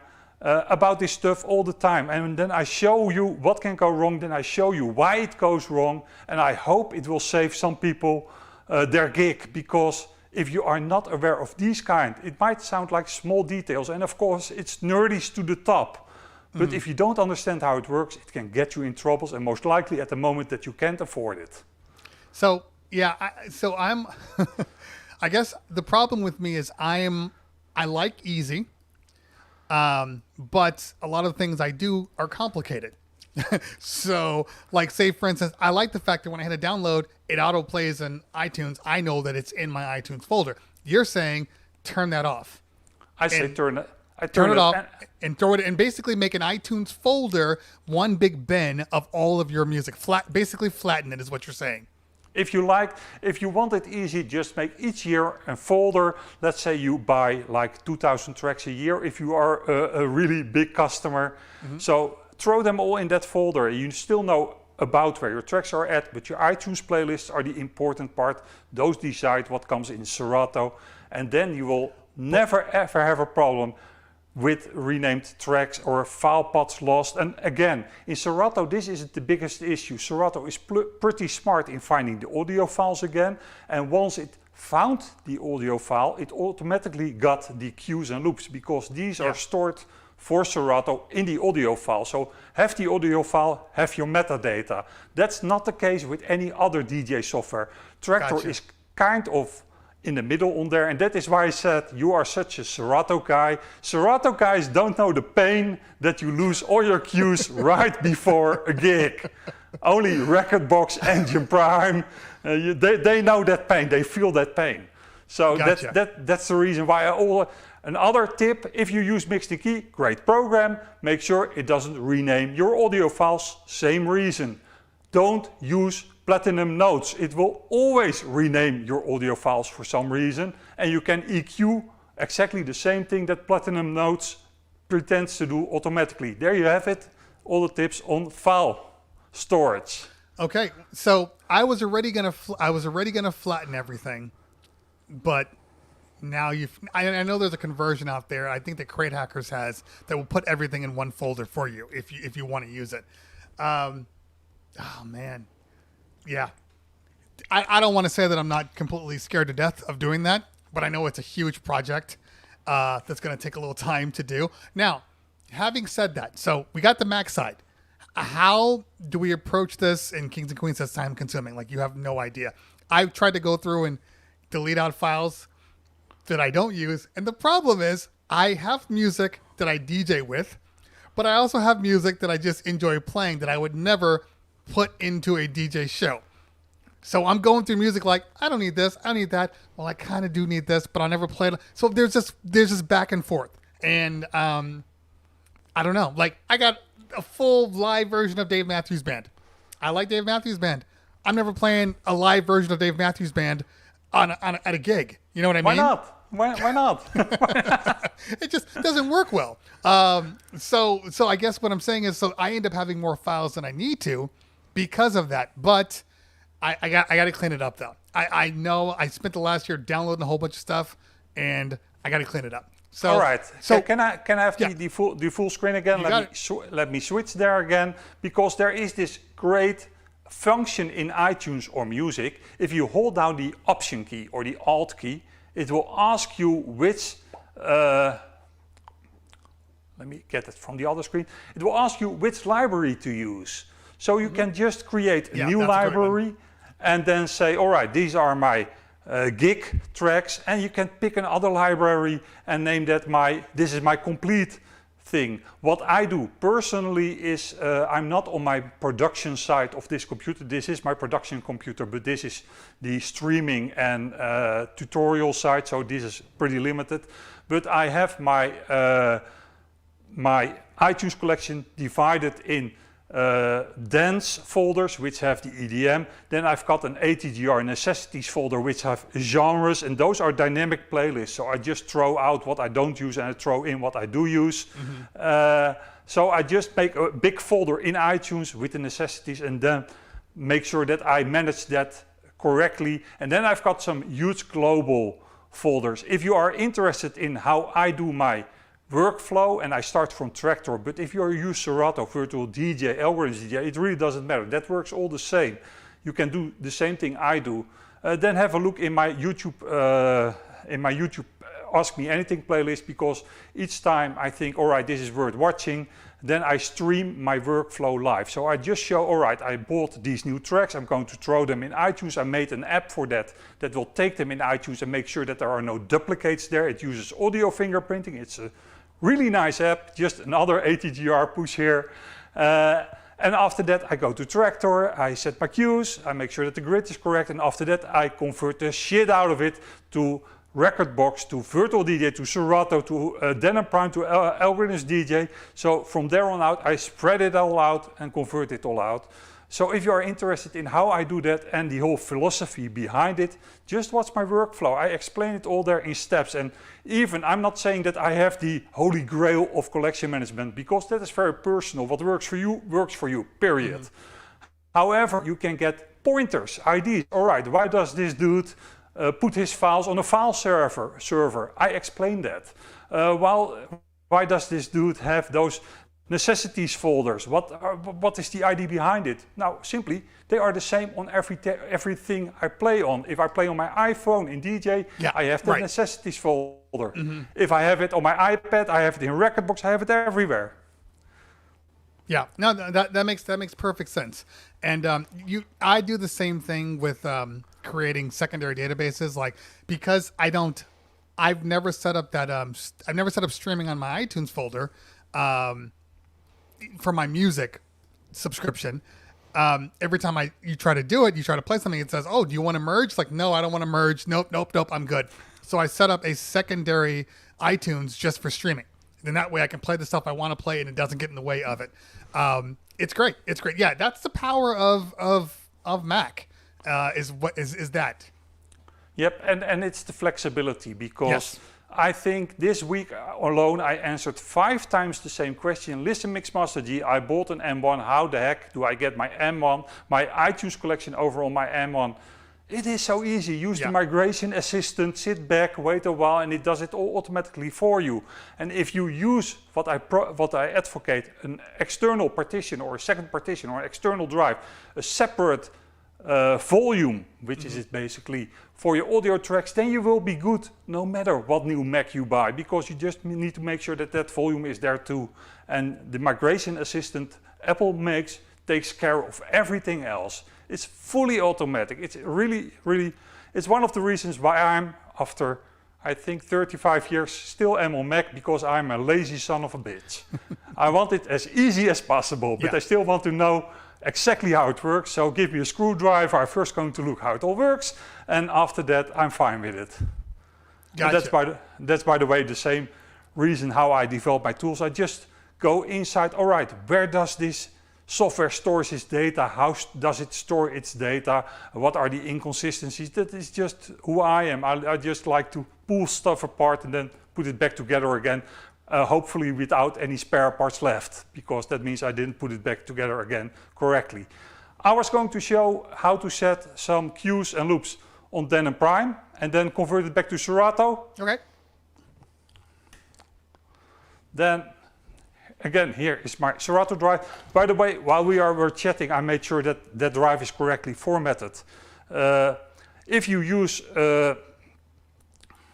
streaming services on a Prime deck, you always need to have a source drive there.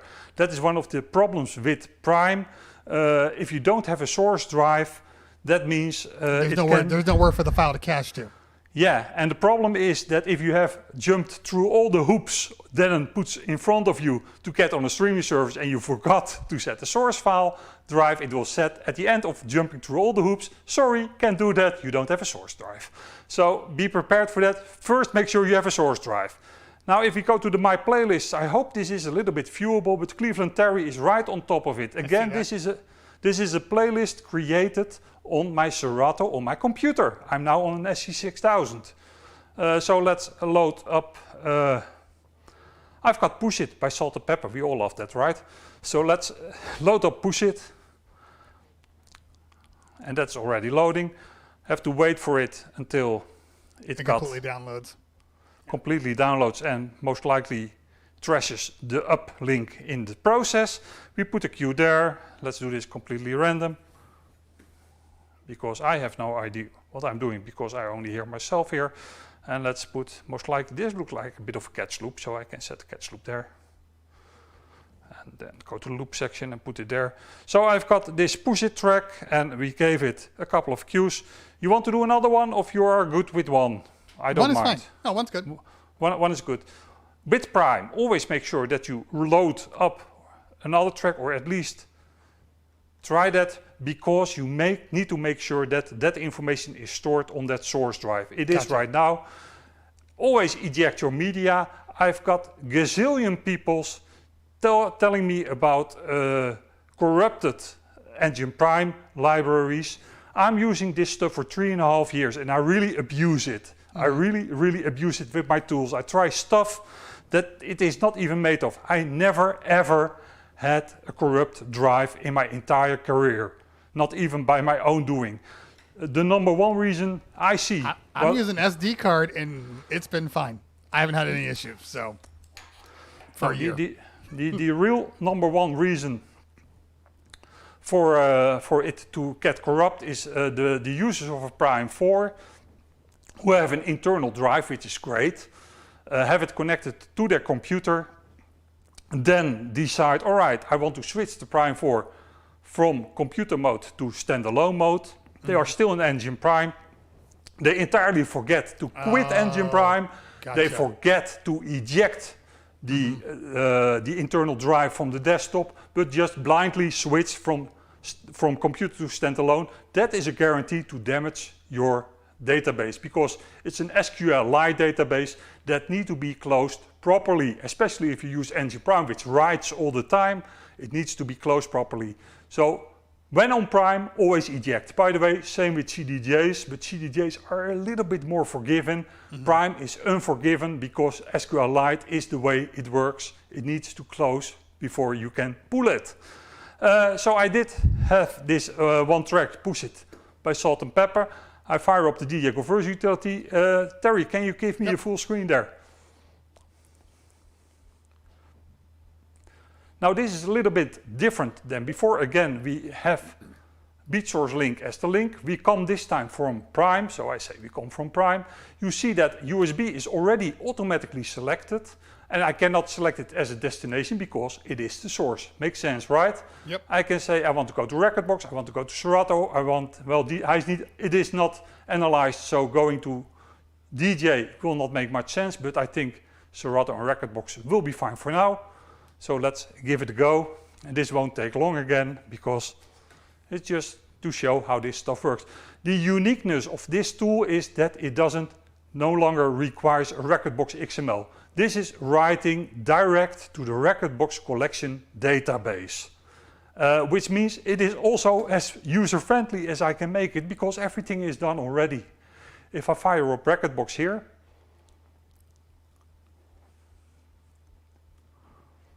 always have to wait for it and make sure we are in performance mode, because in preparation mode you don't have the online mode. There you've got Cleveland Terry, and then we've got the push it list. Let me quickly try to find it. There it is, and load it up.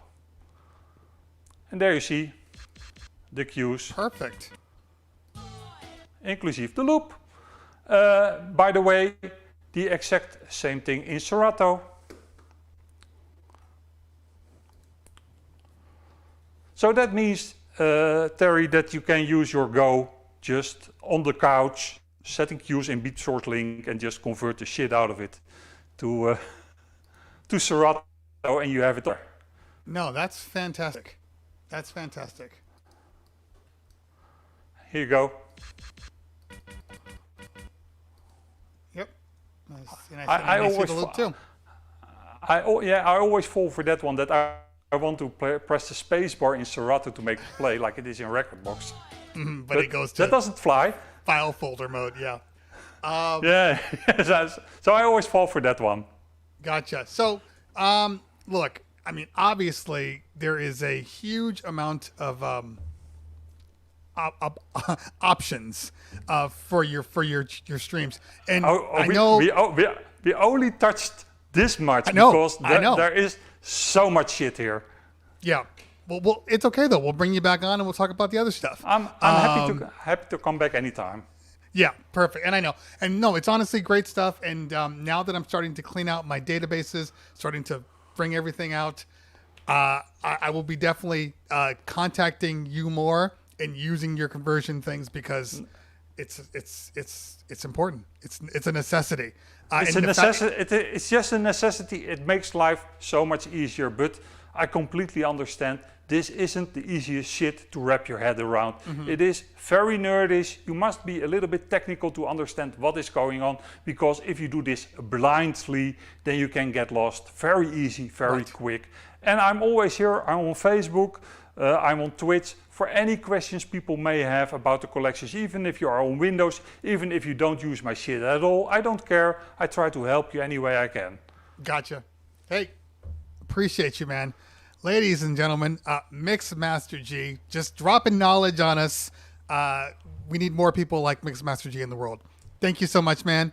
We'll get you back on soon. Appreciate you.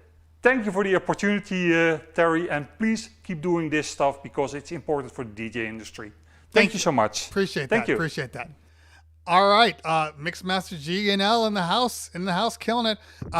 Make sure that you post your links to your web stuff, so people can actually go on and log on and grab the stuff, because that's important.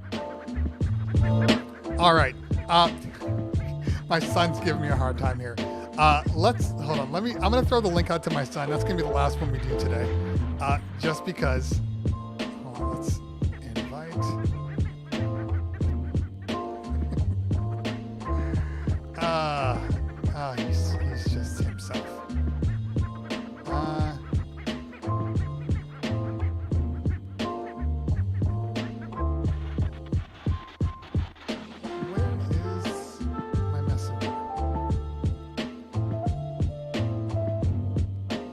course, when I need it, it doesn't exist properly. Let me refresh this.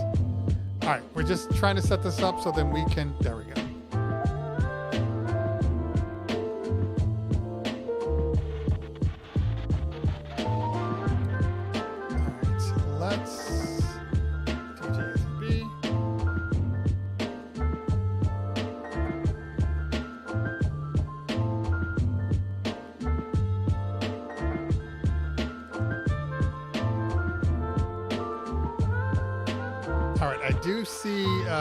I do see DJ Dam. What time is it? 2 o'clock. All right, maybe I can do one more half hour. One more half hour.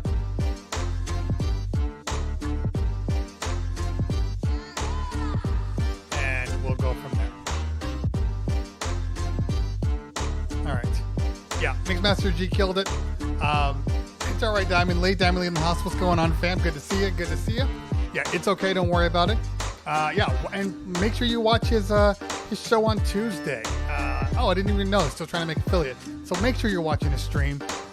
Tuesday, 7 o'clock CST, which is, I don't even know what time it is. Maybe that's early morning for Pacific Standard Time. I think it is. But I'm not really sure.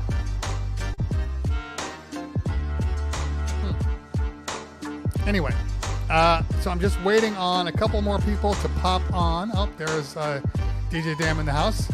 10 a.m. my time. Gotcha, perfect. All right, so we got DJ Dam. He's kind of a staple here too. He's always on the stream, and we don't really know, everything about, but we have a couple more minutes. Let me text my son, see if he's gonna do it. 5 minutes. Because I definitely have work to do. I mean, that's the kind of the thing now. We actually have work to do. So I got to go send some emails and call some people that are waiting on my calls and just, do the normal thing, which is life. So let's bring DJ Dam on right now, and let's give him a chat. Ladies and gentlemen, Dam. Yo. What's going on, man? I don't know. I like to can you hear me? I can hear you just fine. You sound good. I like to get spicy on the chat a little bit. I don't like doing the robot, and when I mean spicy, I don't necessarily mean talking shit. I just like keeping it real. Okay. Keeping it real. I'm a big fan of that. I like it when you and Kova throw shots at each other. That's like my favorite thing in the fucking stream. I love it. Because I'm like, oh dude, this is great. If you guys could just do that all the time, 100% of the time. just have a Kova and Cleveland show where we just no. But once you guys will be talking and everything will be nice, and then you guys will throw a shot here and there, and I'm like, no, more of that, more of the shot throwing, more of the keeping it real. Fair enough. You know what? We know we're capable, but we try to keep it. We try to keep it PG. DJ Avera in the house. What's going on, girl? I roast Kova all the time. And it's just, it's not that he's an easy target. It's just the way it works. Sometimes he just throws it out there and he'll say something, and I'm just like, I can't not say something right now. No, okay, so. Actually, I'm not going to say this. I'm going to stop there. So, go ahead. I have a couple things I want to say to all the DJs. One was I mentioned it on your stream. I don't know. I think it was last week or something. Okay. The whole 1080p 60 thing. DJs just no. If you're not a partner, don't do it. Another big one. Video cards. You don't need a 3 series video card. You don't need it. As I'm literally looking back. You don't need it. You don't need it. No, it's great if you can get your hands on it. I've had this combo L35. We speak, we talk about the video card and stuff. The majority of DJs just have a camera. Yeah, one camera. And you're DJing, yeah. you don't need a 3 series video card. You don't need 1080p 60 FPS. You don't need that stuff. And all that's going to do is hold you back. Like we were saying, if you're not a partner, all you're going to do is lose viewers because they can't see your stream because it's too much bandwidth. Mm-hmm. Twitch don't have bandwidth the way that YouTube does. YouTube, you can stream it at like anything. Exactly. So, guys, you don't need a $3,000 computer. You don't need a $2,000 computer. You don't need a 3 series card, especially if you're just DJing. If you don't have a green screen, if you aren't using the plugins, the transitions, if you don't have a complex stream, you can stream on a Mac. Yeah, agreed. It's not the best, but no, you don't need all the extra shit. I know people are like, oh, you gotta have this, you gotta have that, you gotta have a PC. You don't need it. That's all I wanted to say. You're not wrong. You're not wrong. My son DJs and streams on a MacBook Air quad core, Mac that we bought for him last year.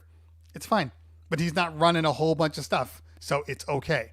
But the moment you start introducing things and green screens and multiple cameras and and especially if you have multiple camera cards suck the processor out of your system. That's the resource hog is the camera cards. So the more camera cards you introduce, the harder it is for your stream if you're using one computer. But one camera card and your audio, you're good. You have no issues. Yeah, no, I agree. I just I don't know. I just see so many people obsessing over this. I gotta have the top card that no one can get, and they're going for like $1,000 like on the after. I don't.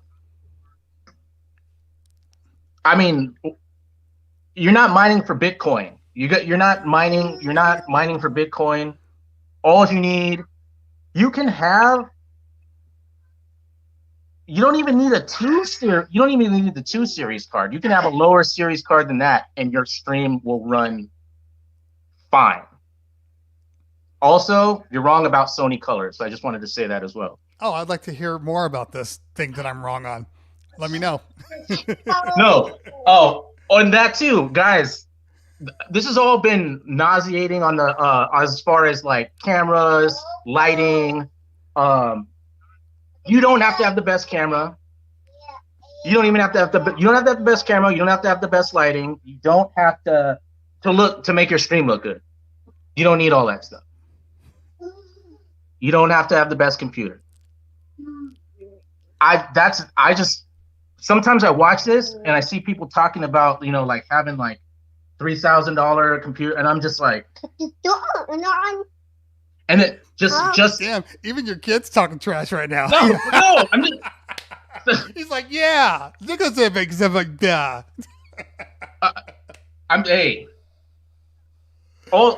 It's nice, but you don't need people. I love tech just as much as the next person, but I see a lot of DJs that are real obsessed with having like, oh, I can't, like they think that if you're going to get a better camera, your stream's going to be better. Or if you get a better computer, your stream's going to be better. And I was like, not if you don't know anything about f-stops and ISO and shutter speed and lighting, and you can't even change your own RAM or hard drive in a computer. Just don't even bother like with any of the extra stuff. Yeah. Don't even bother. Like, yeah, I know a ton of DJs who can't even put an operating system or can't even put a hard drive into a computer. Like, you have no business owning a 3 series card.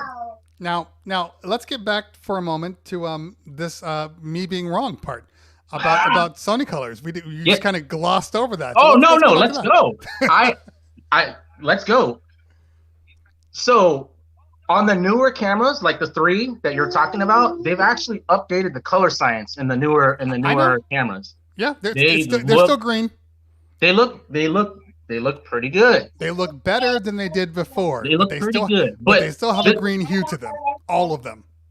the whole Canon thing is, to me, the Canon thing is it's a parrot thing.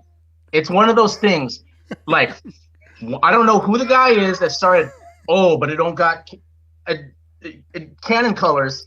I don't know who the guy that started that, but everyone took that and ran with it. They're Canon colors. I don't know who started it, but I don't think it's true. I've seen people do, like the blind alcohol testing. They've done camera tests with Sony cameras straight out of it, and people have gotten it wrong. So I don't subscribe to the Canon colors, and you can change the colors on anything if you want to.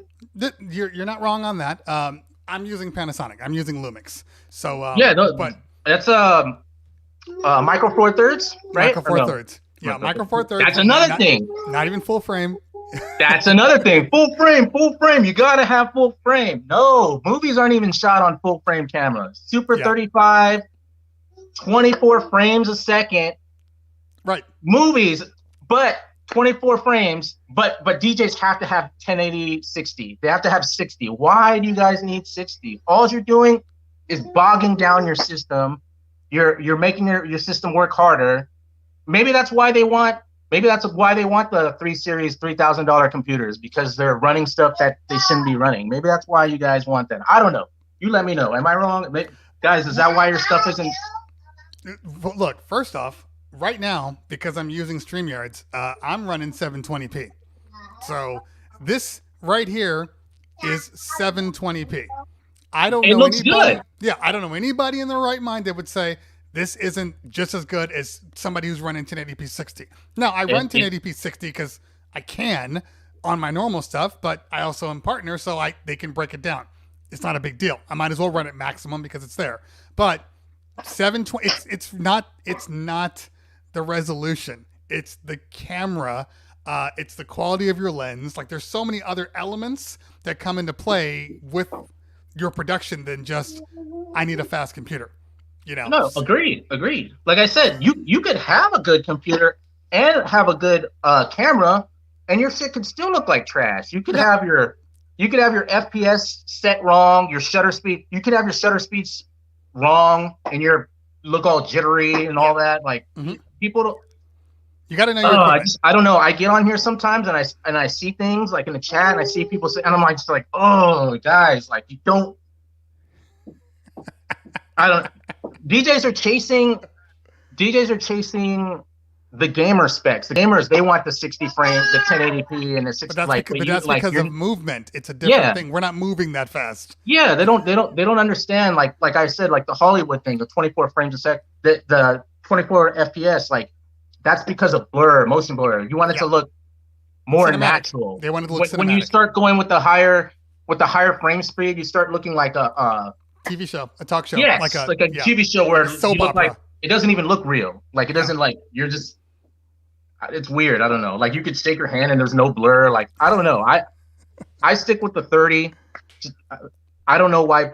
Even if you have the capability to do 1080 60, there's just no point, like, at all whatsoever. None. All of my YouTube content is 1080 30.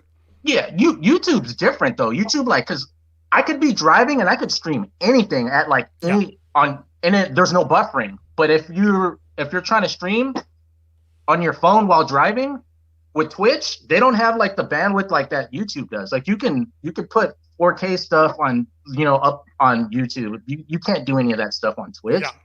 So it buffers like it buffers continuously if you're trying to just play some music while you're driving in the car. And that's why I said I don't know why everyone's so stuck on the 1080 60 thing. It's completely, absolutely, there's like no need for it at all. It's a flex. That's all it is. It's a flex. SB Rick says 720 30 frames is all you need. I assume we're talking about Twitch. Yes. Good distinction, because like I said, you can definitely on YouTube you can have way higher. Yeah, I would never post a 720p on YouTube that I thought that I wanted to keep on there. Oh yeah, no, for sure. Yeah, because then your stuff lives on the internet forever, and then 10 years from now when we're doing 8K, we won't even be we'll barely be doing 4K in like 10 years because 4K is still not the standard. 4K is still not the standard. 1080p is still, everything's not even. Yeah. That's a whole nother thing. You know, they make 8K and 12K cameras now. Yeah. And that's I don't know. And that's another thing Philip Ton said, streamers with expensive cameras and crappy lighting confuse me. And it's 100% true because this goes into DJ Young Nick's question, which is, if you have an iPhone for your camera for Twitch, does that work as well? Or do you have to have an actual camera?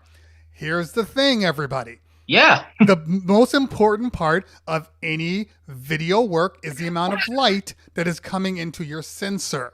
So all cameras have sensors. My Lumix has a micro four thirds sensor. It's smaller than a full frame. iPhones have a even smaller sensor in them. So the more light that can hit the sensor, the better the camera will be. So a lot of people will have like these super expensive cameras. Like right now, if you were to see what I look like right now, I am in a pretty dark room. All I have are 2 panels, 2 fill spots, and then I have a light behind me up here, which is a little, a little hairline fill. And it's dark in this room. But I say that because I have a very good lens, which allows for a lot of light, so I can do that. If I'm working on an iPhone or any type of smaller sensor phone or whatever device, the more light you bring in, the better your picture is going to look. If you take away the light, you're going to get that grain. You're going to get that weird blocking, all those things that come with having a dark picture. You ever taken an iPhone out in the middle of the day and shot some video? It looks absolutely amazing.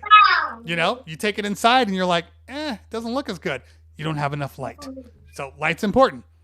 I'm setting you up.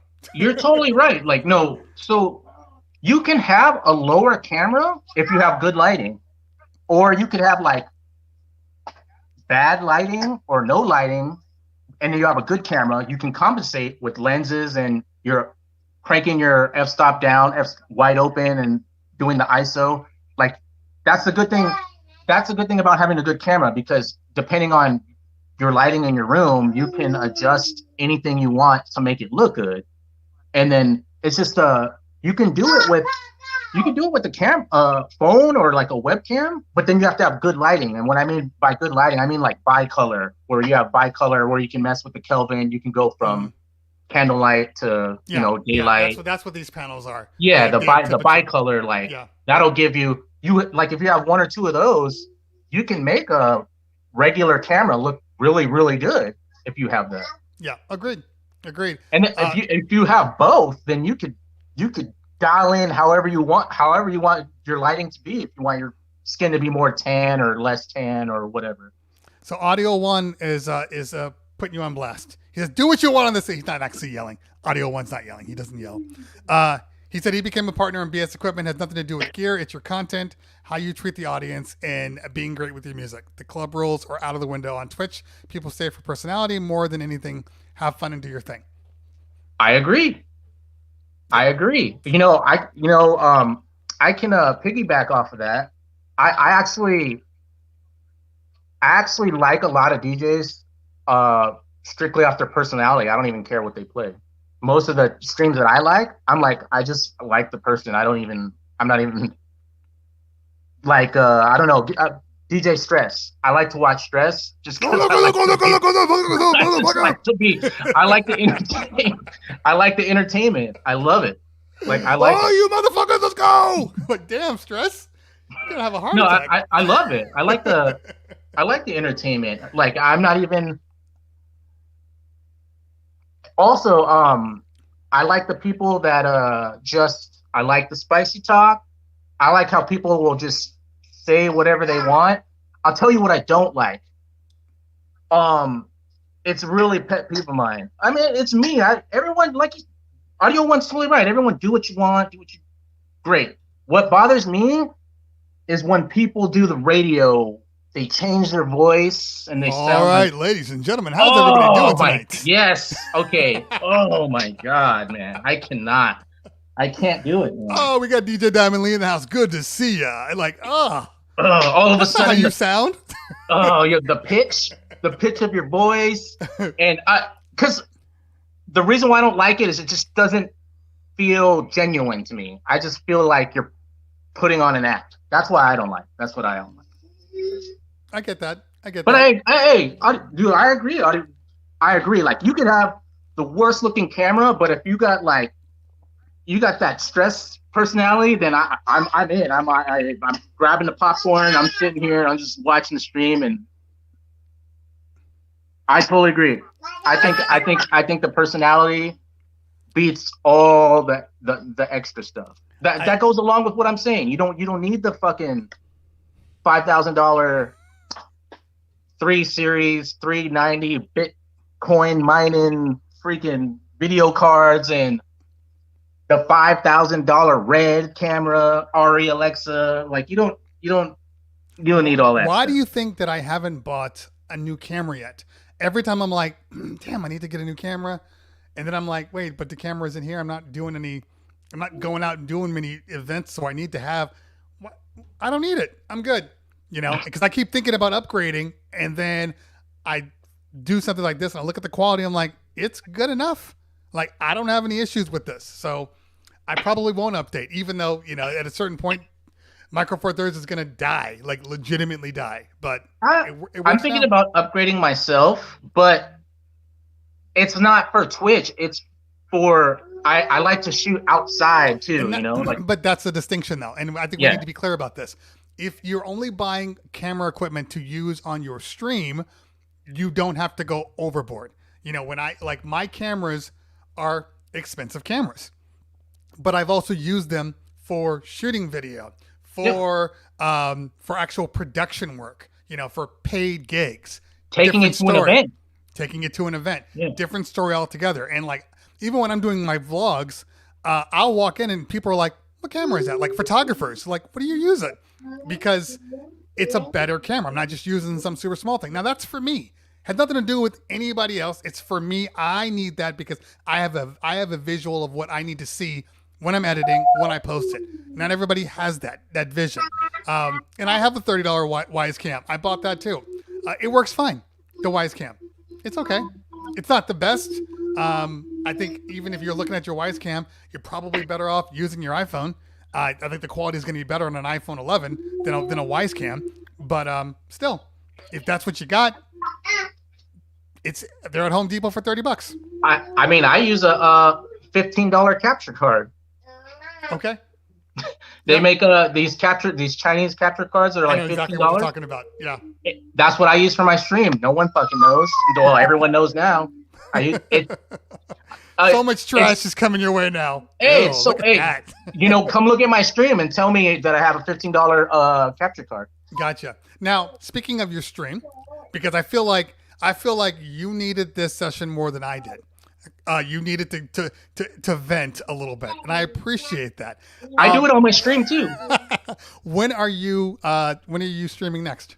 Sundays, and I normally do Sunday. I'm always doing Sundays. My second day is Wednesday, so I'll do Wednesday, Sunday. Okay. But life happens, so yeah. I couldn't stream yesterday, so most likely I'll probably stream today. Okay. But Sundays is like my normal day, and sometimes a topic will come in the chat, and like I'm talking to you right now, I'm still talking about it on the stream. I'll cut the music off, and if we one time we were going back on top MCs on the stream, so we had to cut the music off, and we'll start talking about top MCs like out straight up, like in the chat. I'm talking to people like whatever the topic is or whatever. Gotcha. I'm sure you were very opinionated on it too, and that's okay. That's what I've heard. That's why. All right. Hey, damn. Yep. Good stuff, man. Good stuff. We need more vocalization like that from people. That's what I'm saying. All right, DJ Dan, you guys can catch him on Wednesdays and Sundays typically, but he may be on today, so make sure that you are following DJ Dan. Mods, throw his stuff in the chat so people can follow him, and we'll see you soon, man. Thanks for coming on. Appreciate you. Did DJ Dan even say bye? I feel like he just clicked off. That's an angry man.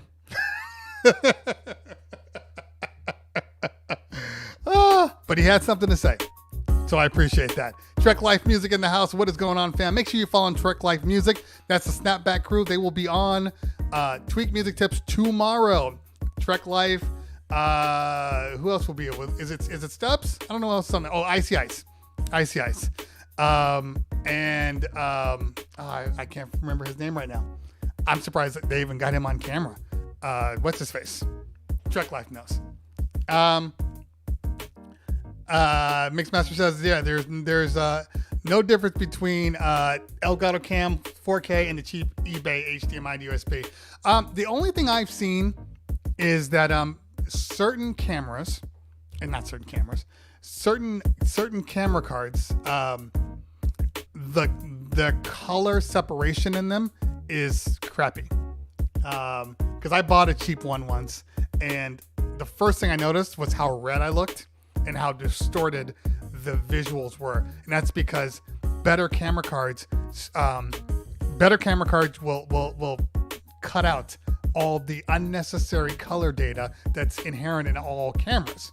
So it'll cut it out so you only see what the camera intends for you to see.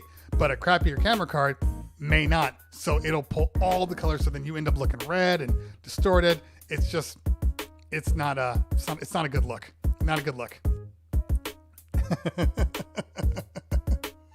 Junie C in the house. What's going on, man? Yeah, we were talking about you earlier. Yeah, make sure you're following Junie C. What is it? Truck. I know there's a word for it. I don't want to get it wrong. Put it in the chat, guys.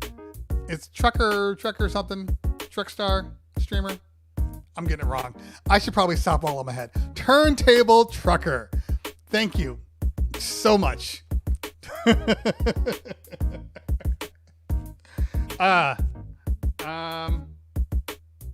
Till what? Till I was bringing him on. See, I think my son is going to dance now. He wanted to come on and chat for a minute. Let's see, 3:30. Actually, he is here. I sent the link to your whisper.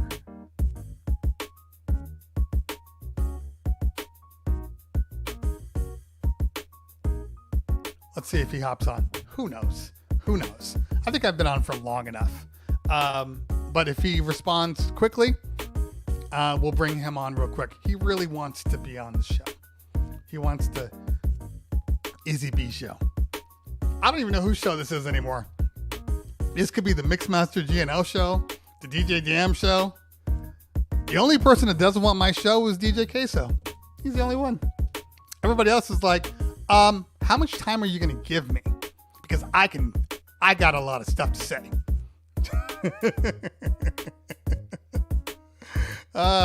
I kid everybody, by the way. DJ Young Nick says, do you think that using a ring light to use when you stream? Yeah, any type of light that will, actually put stuff on you. I have several panels, but the ones I use are Voltrox. So let me pop those up real quick so you can kind of see what I'm looking for.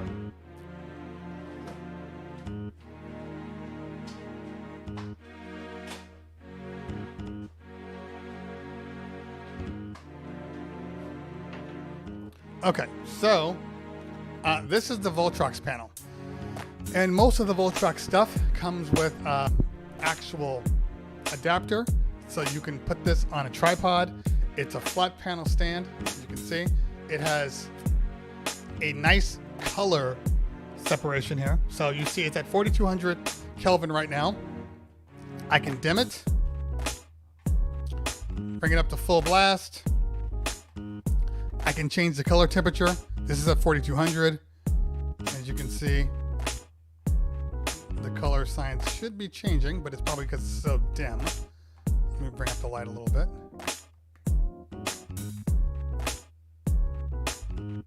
So it'll go from like a nice soft brown to a all white, which is harder to see right now. You can see it changing actually. There you go. So yeah, see? So this is a great panel. This is a great panel that I use all the time. This is the one I don't use too much, only when I need to highlight something, for instance, like a product. And these lights are I have two lights here. I have and they're both slightly different colors. It does go up to, does it go up to 56? It should go up to 56. Yeah, 56 down to 30, 33. Yeah, great lens, great panel. Great panel. And yeah, it's one of my favorite panels. I actually use a slightly different color offset, like they're not both the same, to give it a little more dynamics. But like I said, I'm only running these panels at 30% because of the lens that I'm currently using. So they're great panels. They're pretty cheap too. Like you can get two of them in a bag for like $120 with stands. I stopped using stands because it was driving me nuts. So now I have them attached to my chassis here. Would you guys like to see it? I think I've showed it before, but would you guys like to see it? Let's see if I can show you it again. Let me see here. We'll see how easy this is. I'm on a PC and I can't just share the link anymore. It's one of those things I'm still getting used to. I'm not gonna lie to you. Okay, let's see. You would think by now that StreamYard would actually have an app at this point. And maybe they do and I just haven't noticed. Let's see here. StreamYard.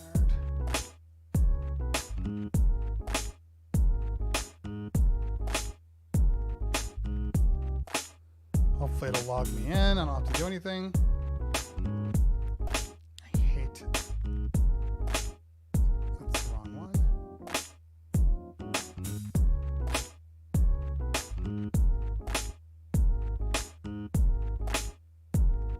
Of course, I could have just probably plugged it in and the same thing would happen, but whatever. Sorry, guys.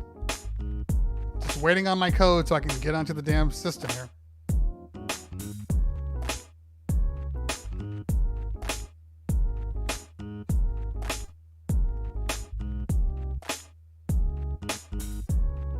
Come on, check your mail. All right, there we go.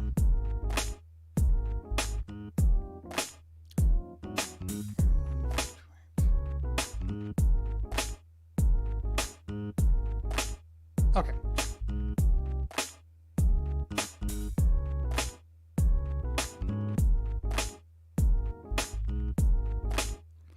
All right, here we go. As soon as this thing pops up, allow mic access. So that's going to go to my crappy mic, but that's okay. It's going to go to the iPhone mic. I don't want to say crappy mic.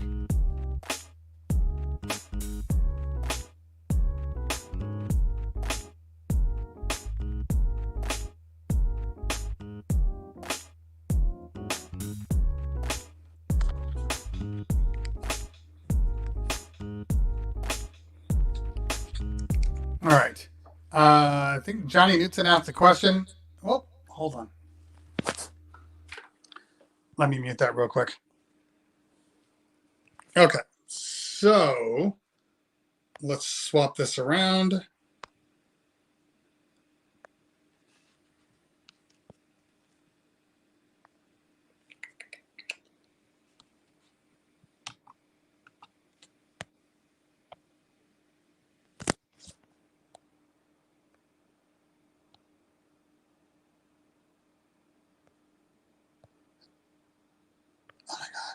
This is the problem. The moment you start doing emails, they all come in at the same time.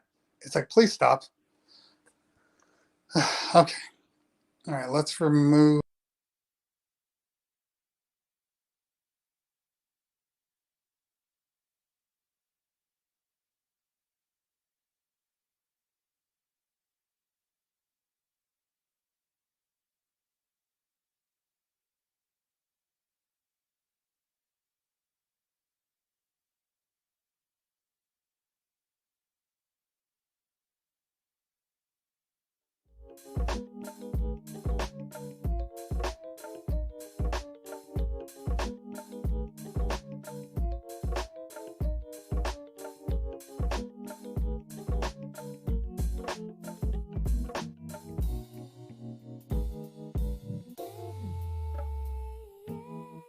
Okay.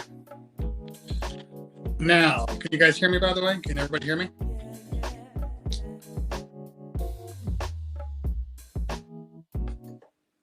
Okay. So, this, hopefully, if you can see it, let me go to full screen. All right. So, this is my normal setup here. Obviously, you got the microphone, and I have this table that I have built. Get this off. I have this table that I have built, and there's a protein bar. And underneath it is my mixer, turntables, headphones, and I've built this table so I can remove it when need be. So this whole thing I had to custom build, which I'm pretty proud of. And then my table. This is the table that I do all my product stuff on. On the sides here, we have, which is hard to see, this is basically my photo setup. Now, this setup right here is just a standard like camera backdrop system that you normally just slide in the cloth stuff right over there, and then it drops down. So I have my Panasonic G7, which is only, I don't know, $400, $450 for this one.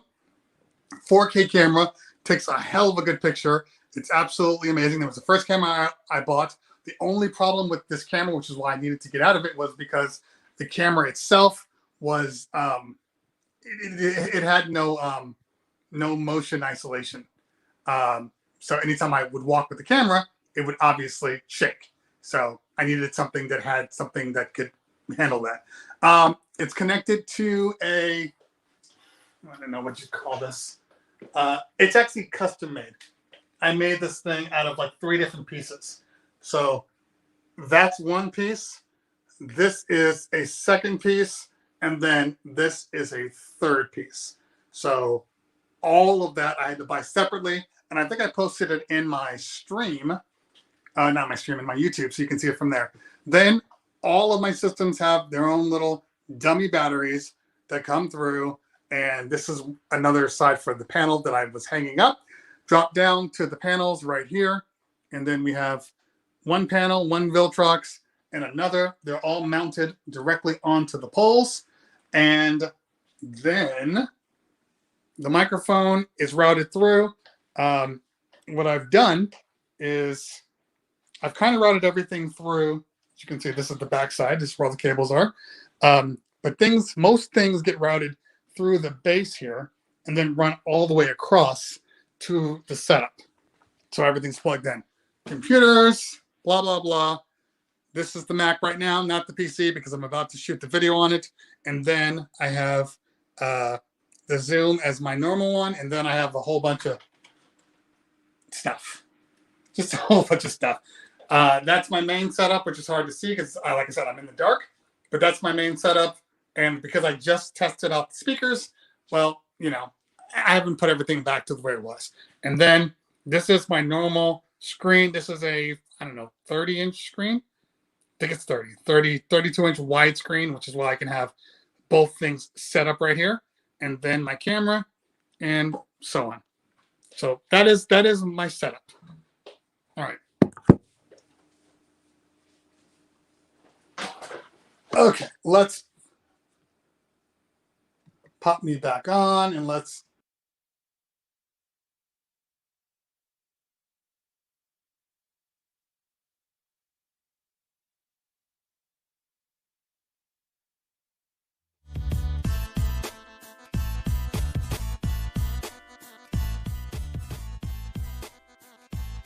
Okay, there we go. Much better. So let me get out of this thing. Okay. Philton asks, have you had any trouble with cameras overheating or shutting themselves off? So that's a very, very good question. And I know that's a fear for a lot of people, especially ones that are using some of the Sony cameras. That's right, damn, I said it. Some of the Sony cameras that they do have occasion to overheat. My Lumix cameras have never overheated, ever in any condition, any situation, never had that issue. So for whatever reason, they have good heat dissipation. Never had an issue. Yeah, as DJ Audio once said, yeah, you can use overlays. They're still limited in some of the things that they can do with them, but you know, like this is actually not an overlay, but I have overlays in here. Why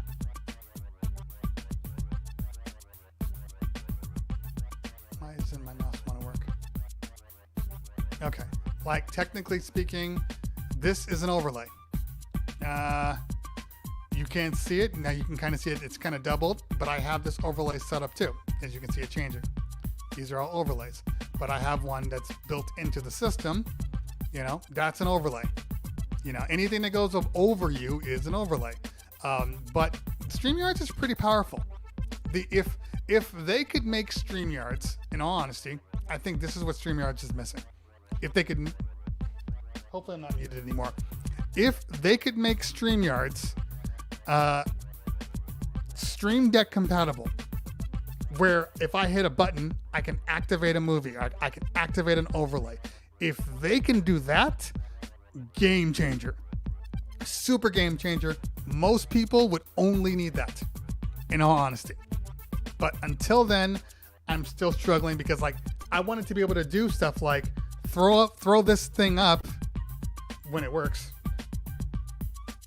Let me go back to that. I wanted to be able to do things like, you know, go to my overhead and have these transitions happen so I can smoothly go from, you know, one thing to the next without issue. Like I can't do that with StreamYards. Yes, I can move. Now it does it. But like having this ass here, like I wanted to be able to do this without stressing over the fact that I have to go to the brand page and now I have to go to the button. I click the button. Now I have to wait. Now if it clicks off, hopefully it's what I had before. There's all these little things, and as soon as they can do some sort of a hotkey situation in StreamYards, we're good. We're good. At least in my opinion. Okay. Damn says OBS Ninja, when are you gonna give it a run? Yeah, see, I've had mixed results. This is the problem. There's nothing wrong with OBS Ninja. I just gotta make it in a way that the guests aren't scared to death of it. That's the issue. Because that's the big issue. So I'm gonna test it. I need to test it with a nerdy person. That's really the issue. I need to test it with nerdy people. That way I'm not, it's not like I'm bringing on like, you know, Qbert and it's like, oh my God, this whole show sucks because I decided to do OBS Ninja and I didn't train them properly beforehand. You don't have to train people with StreamYards. They know how to use StreamYards. And it's a little limited. They can't see the chat. They have to bring up another window for the chat. So there's just so many little things. Okay. Let's see here. All right. Anything else? Currently, I would like to add a cool overlay. Yeah. The overlay is not the issue. So this is what I'm saying. So let me go to myself. And this is my overlay. Right there. Okay. I pulled it from OBS because I'm using a virtual camera. Now, if I go to brand, I have that overlay already in the system. So I can just put it back up. This is the overlay that's, you know, being used normally. So I can do this overlay. I can go as extravagant as I want using that. And it has green screen, which I've never tried. No thanks. It already gets a little processor stupid on me. So I'm not using that. Okay. But good stuff. Good stuff. Okay. A couple more and I got to get off because it's almost 3 o'clock. And I need to, you know, do other things. Okay. Let's see if there's any more questions here. Any more questions? Thank you, SMC. So for anybody that's wondering, you know, people are saying they like the setup. This setup did not happen in March of, you know, 2020. Okay. This setup happened over time. I still have them, the big ass umbrella panels. I got those in the back. I had light poles everywhere, tripods everywhere. Speaker was here, speaker was there, speaker was down. Like, this whole thing was overtime. Even the light panels being attached, that's only like, I don't know, maybe 3 months. So you keep going, you keep building on. I made this table maybe 4 months ago because I was so tired of having to take equipment off, put new equipment on to be able to test things or to shoot videos. So there's a lot of little things like that that over time you just keep tweaking, keep making things happen, and then sooner or later, you have the setup that you love or that you always wanted. All of this lighting, everything here, even this back, everything is different. Everything 100% different than when I first started.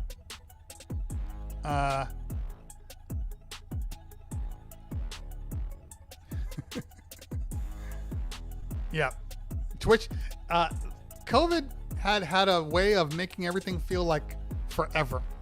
Like, we feel like we've been doing this for years, but in reality,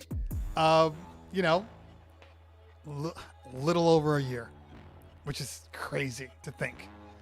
Okay, all right, that is enough for me. Looks like my son is chickened out. He probably has work to do. That's fine. Let's see who is out and about. I really hate on Twitch now how everything's big. I hate that. Is that Baby You? Baby You's on? She's never on. Let's see what Baby You's doing.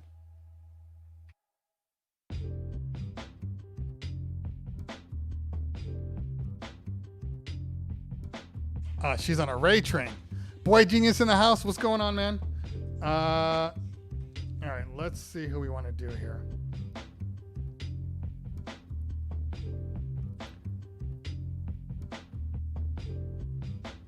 There's so many green screens nowadays. I see if DJ Flipout's on. Flipout's doing a vinyl set.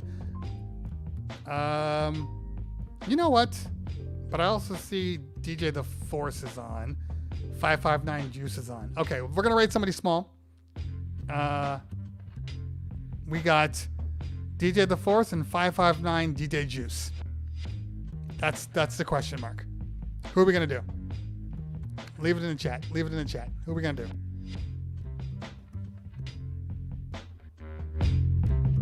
If I didn't have to shoot a video, I would just raid myself. So 559 Juice or DJ The Force. They're both sitting at about 5 viewers right now.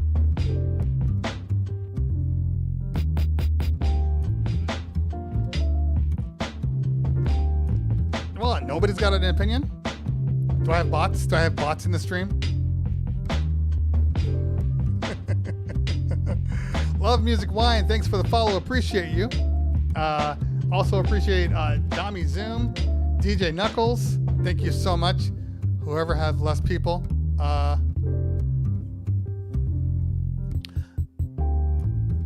think 559 Juice today.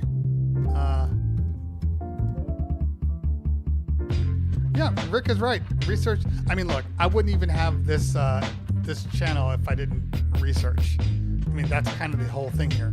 I review products like somebody who would actually want to buy these things.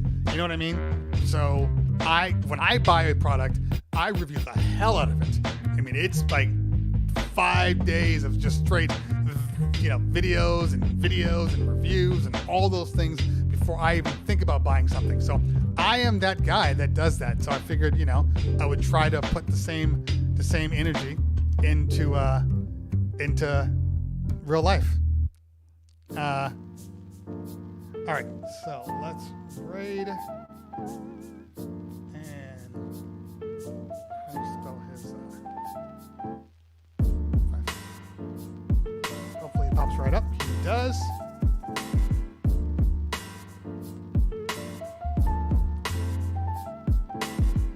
All right, so we're gonna raid 559. Sit tight with me. When you hit that raid, let them know where you came from. Throw it in the chat. Throw my wake up emotes in the chat. I will be back on Monday, where I think we will be with XMG, the company behind the computer that I'm going to be reviewing today, which will probably go out tonight or tomorrow morning. This XMG computer, which is one of the best DJ-only computers that you can buy on the market. So we'll be talking to him on Monday, and then maybe special guests from there. We'll see. I'm working on it. All right, guys. You guys know what to do. Always a pleasure hanging out with you guys. Philip Tan, DJ Dan, Queso, Mixmaster GNL, all the people that came out to support, Diamond League, Kings and Queen for hanging out the whole time. Thank you guys so much. I appreciate you. We will see you soon. Enjoy your day.